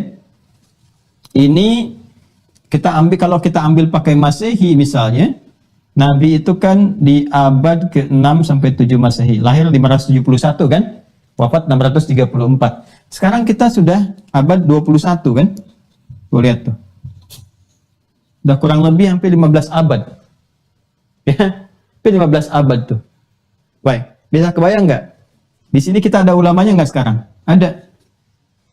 Ulama sekarang. Ulama sekarang belajarnya dari siapa? Dari ulama sebelumnya, abad 20, abad 19, abad 18, abad 17, terus sampai nyambung ke sini generasi sahabat. Dan dahsyatnya kalau Anda lacak semua ibadah yang kita kerjakan sekarang sama persis dengan apa yang dikerjakan di masa-masa umat pada masa Nabi Muhammad SAW. Sholatnya nggak ada yang beda, bacaan Qurannya sama, semua tuh. Ini yang disebut dengan sanad namanya. Dan sanad ini yang dimiliki oleh Islam. Makanya semua terjaga dalam kita tuh terjaga. Sekarang mau dicek misalnya, ya, ada yang menisbatkan dia kepada umatnya Nabi Musa alaihissalam. Bisa nggak dicek nih di zaman sekarang sampai ketemu zaman Musa, betul seperti itu. Lihat dalilnya, ada nggak dalilnya? Kitabnya masih utuh nggak? Bisa dilihat nggak di keterangan kitabnya? Siapa yang meneruskan itu sampai ke masanya sekarang? Siapa rasulnya? Siapa murid-muridnya? Siapa yang meneruskan? Terus dilacak di setiap masa sampai ketemu sekarang. Dan dahsyatnya Al-Quran men-challenge, Islam tuh men-challenge. Kalau mau teliti aja. Ya, Anda bisa temukan di setiap masa ada ulamanya, tersambung, kitabnya semua sama, terukur sampai ke atas, dan semuanya bisa dipastikan, dibuktikan, diriset, dan di-challenge semua. Siapapun boleh. ingin menguji ini silahkan. Itu dahsyatnya. Di mana ada satu-satunya agama di muka bumi, ya, yang men-challenge siapapun untuk membuktikan kebenaran agamanya. Tapi indahnya setelah terbukti pun tidak memaksa. La ikraha fiddin. Itu Islam. Jadi alhamdulillah kita patut bersyukur pada Allah bahwa semua yang kita kerjakan terjaga semua. Ini sanad keilmuannya. Nah, nanti ulama punya ciri lagi. Nggak semua orang bisa menyampaikan disebut ulama. Ya, yang utamanya kan 2. Satu ilmunya, ya dia pakar mengetahui, ini punya spesifik bidang masing-masing. Nanti ibadah, nanti pun ada yang pakar di bidang sholatnya, ada yang pakar di bidang zakat, terkait dengan ekonomi, ada haji, ada umrah, ada macam-macam. Ini punya spesialisasi sendiri. Ya, sehingga Imam An-Nawawi mengatakan, wala yata'allamu illa mimman kamulat ahliyatuhu, di kitab At-Tibyan itu, ya, dan tidaklah seorang murid belajar kecuali dari para ulama, ya, alim, yang sempurna, spesialis di bidang keilmuannya. Jadi kalau kita mau belajar, ibadahnya apa yang kita kerjakan? Cari yang pakar di bidangnya. Ya, kalau dia gak pakar, jangan tanya di situ. Anda mau zakat, cari yang pakar tentang zakat, hukumnya, nerangkan berapa ini nasabnya, berapa ukurannya, berapa haulnya, dan sebagainya. Kan? Ya, ini spesial di bidangnya. Dan tidak hanya ke situ, tapi punya sifat khasyah. Ya, punya sifat wara, ketakwaan, takut kalau menyampaikan fatwa keliru, menjaga hubungannya dengan Allah Subhanahu wa taala, dari khasyah muncul khusyuk, sehingga keteladanannya sempurna. Kita bisa ikuti. Ini bukan cuma ilmunya, sikapnya, sifatnya, kebaikannya, waraknya, dan sebagainya terkumpul di sini. Ini pun masih ada standarnya lagi. Ya. Nah, jadi ini kita ingin konfirmasikan, kalau kita ingin bahas ibadah, tujuannya, dasarnya berupa dalil, caranya nanti, dan makna terhubung pada Rasul, contoh dijelaskan oleh ulama sampai kepada kita. Ya, jadi nggak bisa kita ngaji ke Rasul langsung. Gimana kita? Ya kan kita tidak pada masanya, tidak berjumpa dengan beliau. Jalurnya lewat mana? Nanti kita akan bahas ini. Ini semua kita akan bahas. Ini kan baru pengantar. Ini sampai sekarang kita baru muqaddimah. Belum kita mulai ini. Belum kita mulai, ini baru muqaddimah. Saya ingin akarnya itu kita kuat dulu gitu. Ya, kalau sudah paham akar, gampang nerangkan ke atas. Ya. Yang terakhir hikmahnya. Hikmah.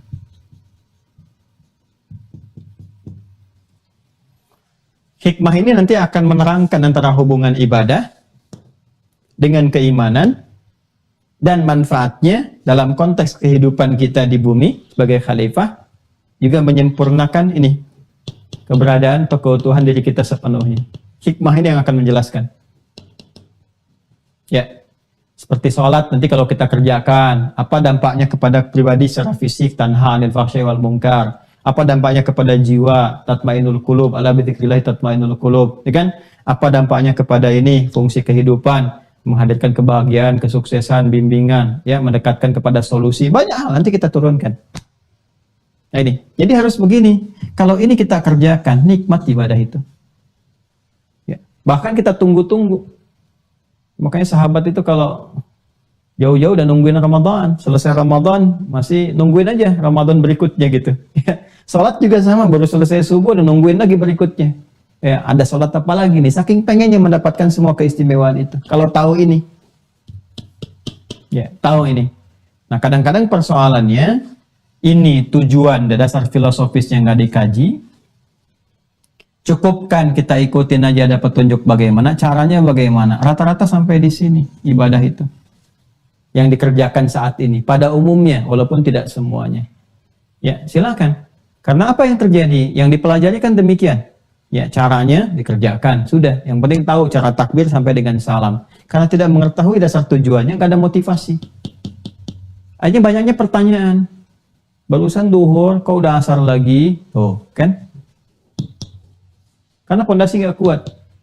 Ini persoalan. Hikmah juga nggak dapat, karena itu nggak berdampak. Orang dulu sholat, dari orang yang perilakunya begitu buruk, gitu kan? Ya, dari yang ada yang berzina, merampok, membunuh, macam-macam. Itu ketika sholat, pada tobat semua. Pada baik, berubah drastis. Ya, Masya Allah, 180 derajat berubah. Jadi lebih baik, istimewa. Dari jahiliyah jadi khair ummah. Pertanyaannya, kita kan mengerjakan ibadah yang sama. Sholatnya sama kan? Secara ritual, dari takbir sampai salam, dikonfirmasi serupa, nggak ada yang beda. Kenapa hasilnya tidak sama? Di sini persoalannya nanti. Di hikmahnya. Ya, padahal ketika Allah kemudian memberikan perintah kepada Nabi untuk menjelaskan kepada kita konsepsi ibadah, hikmah itu melekat. Bahkan ini doa pertama yang dimintakan oleh Nabi Ibrahim dan Nabi Ismail alaihissalam ketika mereka memohon ada nanti terlahir Rasul penutup di dekat Ka'bah. Karena Rasul penutup itu mulia, lahirnya harus di tempat yang mulia, waktunya pun mulia. Maka di Al-Baqarah ayat 129, Quran surah 2 ayat 129 itu hikmah disertakan. Rabbana wab'ats fihim rasulan minhum yatlu 'alaihim ayatika wa yu'allimuhumul kitaba wal hikmah wa yuzakkihim innaka antal azizul hakim. Ini gambarannya. Nah, karena itu semua pembahasan tentang ibadah ini kita akan ikat dengan 4 pendekatan ini. Tujuannya, dasarnya berupa dalil, dan caranya, maknanya, dan hikmahnya seperti apa. Jelas sampai sini? Wah, kalau jelas, nah inilah mukaddimahnya. Ya, mukaddimahnya sampai di sini, paham, baru nanti kita akan bicara tentang turunannya. Ya. Satu, apa saja detil ibadah,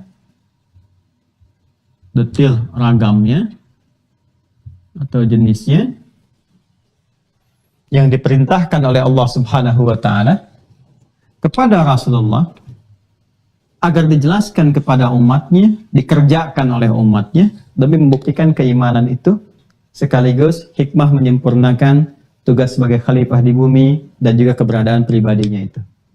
Ya, secara singkatnya, apa detil atau ragam ibadah, jenisnya apa saja, ada apa aja gitu di ibadah itu. Oke, itu satu. Dua,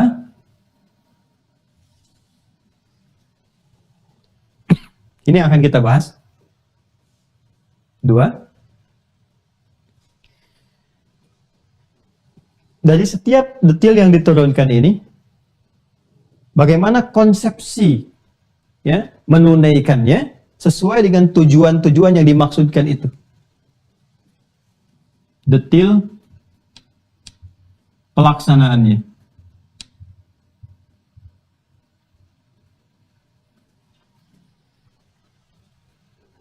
Nanti kita akan masuk ke sini. Ya? Baik. Tiga,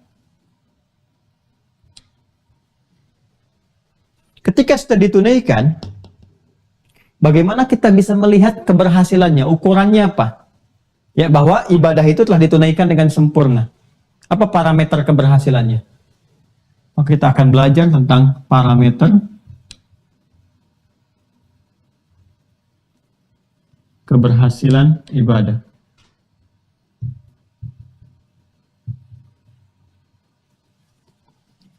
Misal, Anda, saya, kita sholat. Ya kan? Perintahkan, detil. Pertama misalnya sholat. Bagaimana pelaksanaan sholat itu? Maka kita turunkan ini.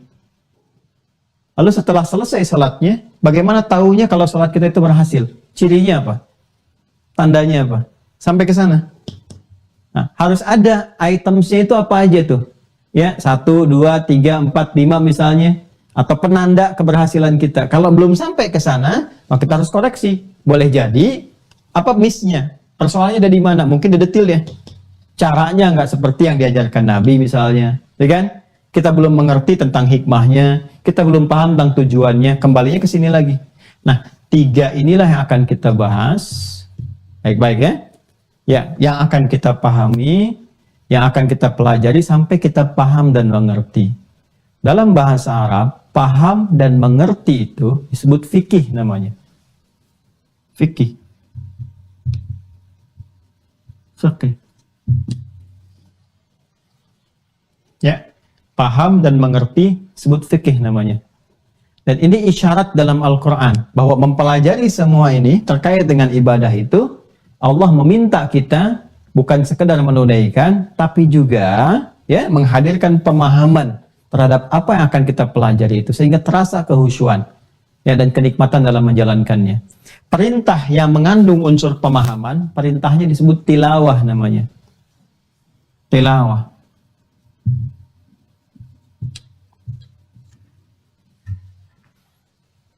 Jadi kalau sudah tilawah itu perintah yang dalam saat yang bersamaan diminta kita mengaji atau mendapatkan informasi tertentu, tapi saat yang bersamaan juga disertakan unsur pemahaman untuk memahaminya. Ya, ini yang berbeda dengan qiraah. Kalau qiraah itu qiraah dari kata qara'a, qara'a perintahnya iqra, itu hanya menekankan pada aspek bacaan saja, tanpa menuntut pemahaman. Ya, karena itu wahyu pertama yang diturunkan pada Rasulullah dengan turunnya Quran surah 96 ayat 1 sampai 5 itu perintahnya dibuka dengan kata iqra. Dari kata qiraat, bacalah. Kenapa menggunakan kata iqra? ya, bukan tilawah. Untuk memberi kesan bahwa Nabi itu jangankan paham, baca aja tidak punya kemampuan karena sifatnya ummi. Ya, tapi kalau sudah diberikan ajarannya, diberikan kesempurnaannya, dibimbing oleh malaikat dan seterusnya, ternyata ketika masuk kepada konsepsi ibadah, berubah katanya dari iqra menjadi bentuk perintah kata tilawah, yaitu utslu. Utslu ini. Tala yatslu tilawatan, kata perintahnya utslu. Kalau sudah ada kata utslu, berarti bukan sekedar membaca, tapi pahami apa yang dibaca dan kerjakan apa yang telah dipahami itu. Nah, menariknya ketika pindah pada konsepsi ibadah, itu perintahnya menggunakan tilawah, utslu. Yuk kita lihat misalnya di Quran surah ke-29 ayat 45. Quran surah 29 ayat 45. Ya, lihat baik-baik. Utslu ma uhya ilaika minal kitab. Ya, pakai utslu tuh, bukan pakai ikra lagi. Utslu ma uhya ilaika minal kitab. Muhammad SAW baca, ya, dan pahamilah, karena sudah mendapatkan bacaan ditanamkan oleh Allah dalam jiwa beliau SAW, ya, sudah mulai masuk kan ini sholat itu kan periodenya sudah 12 tahun dalam risalah itu, 40 tahun diangkat, ya kan? Kemudian usia 52 tahun, 12 tahun mendapatkan risalah Isra Mi'raj, ya, setahun sebelum hijrah dan turunannya disempurnakan, ya, perintah-perintah itu. Nah, untuk menunaikan perintah ibadah itu dibuka dengan utslu, baca, pahami apa yang dibaca itu, dibimbing oleh malaikat untuk memahaminya, lalu amalkan. Utlu ma uhya ilaika minal kitab wa aqimis shalah. Tunaikan salat. Salat itu kan bagian ibadah. Nanti kita akan masuk ke situ, ya. Nah, jadi perintah salat diikatnya dengan tilawah, bukan dengan qiraah. Ini memberikan kesan kepada kita, kalau kita mau praktek salat, menunaikan salat, nih ngaji dulu. Ma uhya ilaika minal kitab. Lihat dasarnya dulu nih. Tadi kembali ke sini. Baca dulu, supaya paham kenapa saya mesti sholat, dalilnya mana, kenapa Allah perintahkan lewat dalil ini, kenapa menggunakan kata ini. Itu ada semua maknanya. Jangan dikira nggak ada maknanya. Sholat itu disebut sholat artinya apa, maknanya apa, korelasi dengan ini apa, dengan iman. Itu ada maknanya semua. Kenapa ada 5 waktu? Selama ini kita sholat, subuh, ya, atau fajar, zuhur, asar, maghrib, isya. Pernah nggak tahu maknanya apa? Kenapa disebut subuh? Kenapa disebut fajar? Kenapa disebut zuhur? Kenapa disebut isya? Itu ada maknanya semua. Jangan dikira nama biasa, tidak. Ya, kenapa zuhur nggak disebut sholat siang, sholat nahar? Kenapa sore nggak disebut sholat masa, tapi asar waktunya? Kenapa zuhurnya zuhur? Kenapa nggak nahar? Ya, dan seterusnya. Ini ada makna. Kenapa isya bukan lail? ini ada maknanya semua. Ya, makanya baca dulu, pahami dulu. Nah, praktek untuk memahami itu disebut fikih namanya. Dan fikih itu implementasi dari iman. Karena ketika kita ngajinya pakai fikih, itu disebut oleh Allah tipikal orang beriman. Quran surah ke-9 ayat 122. At-Taubah ayat 122. Wa ma kana al-mu'minuna liyanfiru kaffah. Tuh, iman dulu, mukminun lagi. Dan tidaklah orang-orang yang memiliki identitas iman itu melekat iman pada dirinya, liyanfiru kafah, bergerak semua ke medan juang, karena ada iman, berjuang, ya. Itu di masanya, waktu masih ada pertahanan-pertahanan, ya, ada invasi militer ke Madinah dan sebagainya, maka dia pertahankan itu supaya wilayahnya juga terjaga, masyarakat tentram, nyaman, dan iman itu membawa kemaslahatan. Ya, makanya beruntunglah di Indonesia ini. Ya, 200 sekian juta itu muslim, tinggal kita tata, kalau semua benar beriman, utuh ini kedaulatan. Ya, terbantu negara makmur dan sebagainya. Kalau benar-benar iman itu difungsikan dalam kehidupan. Makanya negara sudah membentengi itu dengan pasal 29 ayat 2 itu. Tinggal kita orang Islam ini udah buktikan keislaman kita. Ya, sholat yang bagus, yang benar, belajar agama yang baik, dijamin undang-undang kan? Negara menjamin kemerdekaan tiap-tiap penduduk untuk memeluk agamanya masing-masing dan beribadah menurut agama dan kepercayaannya itu. Pasal 29 ayat itu, ayat yang kedua. Ya, dan ini jaminan. Makanya kita manfaatkan itu baik-baik. Ngaji yang betul, sholat yang betul, pelajari yang baik. Nanti akan ada dampak dalam kehidupan kita dan terbantu. Ya. Nah, ayat ini turun, ini memberikan gambaran kesempurnaan iman seseorang. Yang diantaranya nanti ada kesetaraan antara berjuang di medan perang saat ada tuntutan itu, ya kan? Nah, dengan berjuang dengan qalam, dengan tinta, dengan pengetahuan. Tapi caranya bagaimana? Wa ma kana al-mu'minuna liyanfiru kaffah falaula nafara min kulli firqatin minhum ta'ifah liyatafaqahu. Ini fikih. Fiddin, ini ad-din. Oke, tidaklah semua bergerak berjuang ke medan juang keseluruhannya, ya, perjuangan militer, fisik ketika ada tuntutannya, ya, maka hendaklah ada sekalangan dari mereka, kan, golongan di antara mereka itu yang berkonsentrasi untuk apa? Nih, lihat tafaqquh, ya tafaqquh. Dari kata fikih. Pakai tak menunjukkan kesungguhan, serius. Pakai tasdid menunjukkan motivasi yang double. Ya. Jadi maksudnya apa? Orang beriman tuh kalau ngajinya sampai paham. Dan ngajinya serius, nggak main-main. Ya, jangan, mohon maaf, gurunya menerangkan dengan luar biasa, semangat-semangat, andanya rebahan gitu kan. Jadi kaum rebahaners dan sebagainya. Ya gimana bisa dapatkan sesuatu dengan baik kalau nggak serius? Ya. Dan harus ada motivasi 2 kali lipat, double. Makanya pakai tasdid. Tasdid itu menunjukkan sesuatu yang double karena ada syiddah di dalamnya. Syiddah itu sesuatu yang nggak mudah. Jangan dikira mudah. Kadang-kadang belajar online aja koneksi bisa terputus. Ya kemarin waktu putus koneksi kan semua. Kenapa putus ya? Ya karena belum akad. Kenapa ya begini? Kenapa begitu? Ya itu kan tantangan kita, ya kan? Tinggal kita hadapi aja. Kadang-kadang sinyal, kadang-kadang gangguan, kadang-kadang down. Ya kadang-kadang di jalan kalau kita mau offline juga ada tantangan. Nggak apa-apa, tapi itu nikmat. Ada pahalanya di setiap itu. Ya artinya kita merasakan kenikmatannya kan? Belajar dan lainnya. Nah ini serius tingkatkan dan semangat 2 kali lipat. Double tuh 2 kali lipat. Ini falsafah di bahasa ya. Kalau kita belajar di jurusan bahasa Arab, ini insya Allah akan tahu mana tasdid begini, fathah begini, kasrah dhamma itu ada maknanya. Ya, ini lihat tafaqquhu fid din, supaya mereka serius sungguh-sungguh untuk memahami sampai paham nih belajar ini. Ini ciri orang beriman. Kalau kita ngajinya seperti itu sama dengan fisabilillah. Kalau wafat tuh mujahid fisabilillah, nilainya tinggi sekali. Tinggi sekali. Nah, baru setelah itu kita share, kan? Like, share, komen belakangan. Dari mana dalilnya share? Waliyunziru qaumahum idza raja'a ilaihim la'allahum yahtharun. Ya, dan supaya mereka membagi lagi, ngajarkan kembali kepada orang-orang yang nggak belajar. Mungkin Anda dimirakan yang ikut mungkin bapaknya, ibunya, yang lain nggak sempat ada aktivitas. Ini kalau udah dapat kumpulkan. Makanya saya bekali kan dengan buku tulis. Saya minta bikin intisari supaya di-share lagi, ada jariahnya. Ya, ada legasi yang kita tinggalkan saat pulang, dibaca kembali dan sebagainya. Ya, dan mendapatkan level yang sama dalam keimanan. Ini puncaknya. Nah, jadi ilmu untuk membahas ini fikih ilmunya. Nanti kita akan cari karena kita harus ini bersandar kepada ulama. Ya, nggak bisa juga Ustaz Adi Hidayat ngajarkan Rasul ini Quran, tidak. Kita harus cari dulu guru saya ngajarkan apa nih? Aksesnya dari mana? Dari sini lagi kita bahas.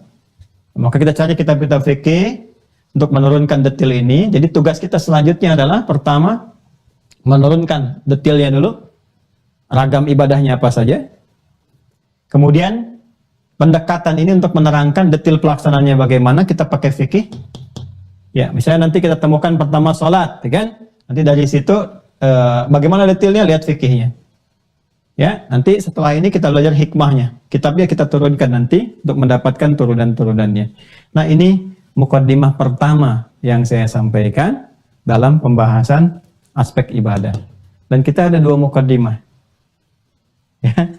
Satu ini ibadah. Ya. Yang kedua nanti kita akan membahas tentang alur ibadah. Ya. Perjalanan tentang dalil-dalil itu seperti apa rumusan-rumusannya. Jadi kalau kita bicara nanti dari zaman Nabi, kita akan bahas ini dulu. Dari zaman Nabi kepada sahabat, sahabat nanti diterima oleh siapa saja, tabi'in menerima siapa saja, sampai ke kita, sehingga kita kenal ulama-ulamanya dan mengetahui corak dalam ibadah itu. Fikihnya kan ada pakai fikih nih. Nah, kita taunya itu kesambung ke Nabi itu dari siapa? Nah, saya mau terangkan ini dulu. Kalau setelah ini baru masuk kitab. Ya, sekarang kan kita ada di abad 21 nih, kan? Nabi sendiri di abad ke-7 menerangkannya tuntas.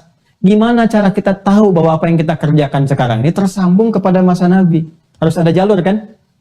Harus kita pahami dulu. Nah, dengan membahas alur ini, kita bisa yakin bahwa apa yang kita akan pelajari ini semua benar sumber informasinya. Jadi kita telusuri alur referensi ibadahnya. Itu dulu yang akan kita bahas di pertemuan berikutnya, sehingga nanti jelas turunan-turunan ini, dan di situ nanti akan kita temukan, seperti kita membahas akidah, ya apa yang disebut dengan madhab, ya kan? Apa yang disebut dengan bid'ah, apa yang disebut dengan turunan yang lainnya, di situ kita akan temukan. Kalau sudah jelas ini, baru kita masuk kepada detil ibadahnya. Nah, itulah mukaddimah yang disampaikan kesempatan subuh kali ini. Besok kita akan masuk lagi pada sisi yang lain, dan saya juga bersamaan ini menyiapkan banyak hal nih, termasuk juga evaluasi di pembahasan-pembahasan sebelumnya lewat soal-soal. Nanti Sabtu kan kita sudah mulai kajian tersambung lewat zonasi ya, untuk pemantapan. Kalau nanti pas zonasi mungkin saya akan mantapkan dulu di bagian-bagian keimanan supaya maksimal itu ya. Selanjutnya juga nanti ada sesi-sesi yang mungkin Anda ingin diskusikan, kita akan buka di situ. Tapi saya harap untuk materi hari ini tolong dipahami dengan baik bahwa kita mengerti landasan kita mengerjakan sesuatu ya. Kita mengerti mengapa kita harus mengerjakan itu, tujuannya apa, hikmahnya apa, manfaatnya apa, dan Islam itu tidak mungkin memerintahkan sesuatu kecuali ada manfaat di dalamnya. Jadi kalau kita mengerjakan nggak tahu sesuatu, nah itu tidak mudah menghadirkan kehusuan. Dan kalau sudah nggak khusyuk, bagaimana bisa mendapatkan manfaat yang bisa kita raih dari itu semuanya. Nah nanti setelah saya jelaskan seluruhnya, saya tunjukkan referensinya. Nah ini kitab-kitab fikih itu begini nanti nih, ya. Ini ada apa aja, seperti apa, dan seterusnya. Kita akan coba hadirkan supaya mudah untuk dipahami. Baiklah, kita cukupkan sampai di sini, dan besok kita sambungkan kepada mukaddimah yang kedua terkait dengan alur pembahasan tentang referensi ibadah, dan selanjutnya setelah itu kita masuk kepada teknis-teknis pembahasan secara detailnya. Teman-teman, sebelum diakhiri, izinkan saya menyampaikan dua hal yang penting. Yang pertama, bagi teman-teman yang telah terhubung dengan Mira, mohon dengan sangat diaktifkan akunnya. Dan cara mengaktifkan akun itu dengan cara mengikuti petunjuk admin, kan? Ya, karena beliau yang tahu itu dunianya, gitu kan. Ikuti petunjuk admin ya. Kalau mau ngaji silahkan saya sampaikan, tapi kalau untuk urusan begitu admin menyampaikan, tinggal diikuti. Ya, jadi kalau Anda tanya sama saya, Ustaz bagaimana cara mengaktifkan akun? Ya, saya akan katakan aktifkan. Ikuti petunjuk admin itu ya. Itu satu. Yang bagi yang masih banyak bertanya, saya lihat masih bertanya bagaimana cara bergabung dengan Mira. Caranya yang bergabung, ikuti petunjuknya admin. Nanti kan di setiap awal tuh ada Ustadz Fadil tuh, itu Ustadz pembuka dan penutup untuk menyampaikan segala bentuk informasi terkait dengan Mira. Dan deskripsi di bawah, Anda tinggal ikuti aja apa kata beliau tuh ya. Dan itu masih ada kurang lebih 600-an lah ya, kuota kita. Kalau sudah selesai, semua akan kita tutup dulu ya, dan nanti kita akan maksimalkan dulu. Ada 10.000 yang telah masuk supaya bisa maksimal dan sesuai dengan kuota offline kalau sekiranya nanti ada kita berkumpul dan seterusnya di masa-masa yang lebih luang kita bisa tersambung. Jadi silahkan nanti kalau mau terhubung diaktifkan. Bagi yang ingin mendaftar juga diikuti petunjuknya. Kita masih ada kurang lebih sekitar 600 mau ke 700 kuota yang terbuka. Berarti sudah ada 9.000 lebih yang terdaftar dan akan ditutup setelah sampai ke 10.000 untuk bisa fokus dengan baik mengamati itu semua. Itu satu. Yang kedua, seperti saya janjikan kemarin, insya Allah untuk mendukung taklim offline-nya, kita akan memulai juga melakukan pembangunan untuk pesantren yang kemarin saya sampaikan. Nanti ada proses-proses kita bisa juga bermukim di dalamnya saat libur santri-santri formal. Ya, areanya sudah alhamdulillah didapatkan. Untuk sementara ini pembuka sudah ada 1,5 hektar yang kita akan mulai bangun. Konsepnya eco grid ya. Jadi nanti kita bisa juga beradaptasi dengan alam, bisa ada di sana. Nanti bagi teman-teman murid Mira khususnya yang kita sama-sama ingin bangun supaya kita juga bisa merasakan nanti pembelajaran di sana, Anda bisa terlibat sama-sama bareng-bareng dimulai dari hari ini karena kita akan mulai berproses juga. Silakan kalau nanti berkenan kita sama menjadikan jariah kita. Ada nanti admin kasih petunjuk, tapi saya bisa bacakan di nomor rekening BSI Bank Syariah Indonesia 111 3 kali satunya 111, kemudian 4 kali 4-nya 111 3 kali 1, kemudian 4 kali 4-nya terakhir 142. Ya, 1 kali 1 ya. 4 kali 4-nya ya. Kemudian 142. Ada 10 digit ya. 3 kali 1 berarti 3 tambah 4 kali 7 142 ujungnya. Ya, 10 digit itu di BSI atas namanya Ma'had Islam Rafiah Akhir. Jadi semuanya ini untuk pesantren. Jadi nggak ada kaitan dengan yang lainnya. Saya biasanya kalau ada sifatnya jariah itu mengkhususkan tersendiri. Ini yang paket hafalan ini gitu kan. Jadi ke situ aja nggak bercampur dengan yang lain. Sehingga auditnya juga mudah, nyampaikan juga ke teman-teman pertanggungjawabannya mudah dan tidak ada bercampur, sehingga kalaupun ada hal-hal kayak bagi hasil misalnya di bank syariah itu khusus untuk itu sendiri. Nah, ini untuk pesantren semuanya, jadi akunnya juga pesantren, tanahnya atas nama juga pesantren, kemudian juga bangunannya sama-sama semua wakaf dan sebagainya. Jadi saya berharap walaupun saya meninggal, itu bisa diteruskan nanti oleh yang lainnya, murid-murid lain, dan jariahnya untuk kita semuanya. Jadi nggak ada satupun atas nama pribadi di dalamnya. Di semua, jadi bekal kita untuk semua. Jadi kalaupun nanti siapa yang bisa mengelola di antara murid-murid yang ada, ya alhamdulillah. Ya mudah-mudahan itu menjadikan saksi di hadapan Allah bahwa kita pernah beribadah dengan mewujudkan itu semuanya. Nanti kita akan update ya, begitu mulai kita update, karena kalau saya update sekarang kadang-kadang nanti terjadi seperti yang dulu-dulu ya, tiba-tiba tanah sekitaran mulai naik kemudian juga repot, ada kesulitan ini itu. Nanti kalau sudah mulai berjalan ini sampai sekarang sudah smooth, alhamdulillah cukup baik prosesnya, tinggal kita memulai dan sudah langkah-langkah dasar sudah selesai semuanya. Insya Allah mohon doanya, mudah-mudahan bisa diwujudkan secepat apa yang bisa kita harapkan. Terima kasih. Semoga Allah sayangi kita semua, berkahi pertemuan kita di hari ini dan selanjutnya, dan menjaga kita istiqamah dalam keimanan sampai wafat dalam keadaan husnul khatimah. Allahumma taqabbal minna innaka antas sami'ul alim wa tub 'alaina innaka antat tawwabur rahim. Allahumma yassir lana umurana wa yassir lana ya Allah fi jami' a'malina as-salihat wa jannibna an kulli al-usur. Allahumma ya arhamar rahimin. Rabbana atina fid dunya hasanah وفي الآخرة حسنة وقنا عذاب النار وصلى الله على سيدنا محمد وعلى آله وصحبه أجمعين وآخر دعوانا سبحانك اللهم وبحمدك نشهد أن لا إله إلا أنت نستغفرك ونتوب إليك والحمد لله رب العالمين. السلام عليكم ورحمة الله وبركاته.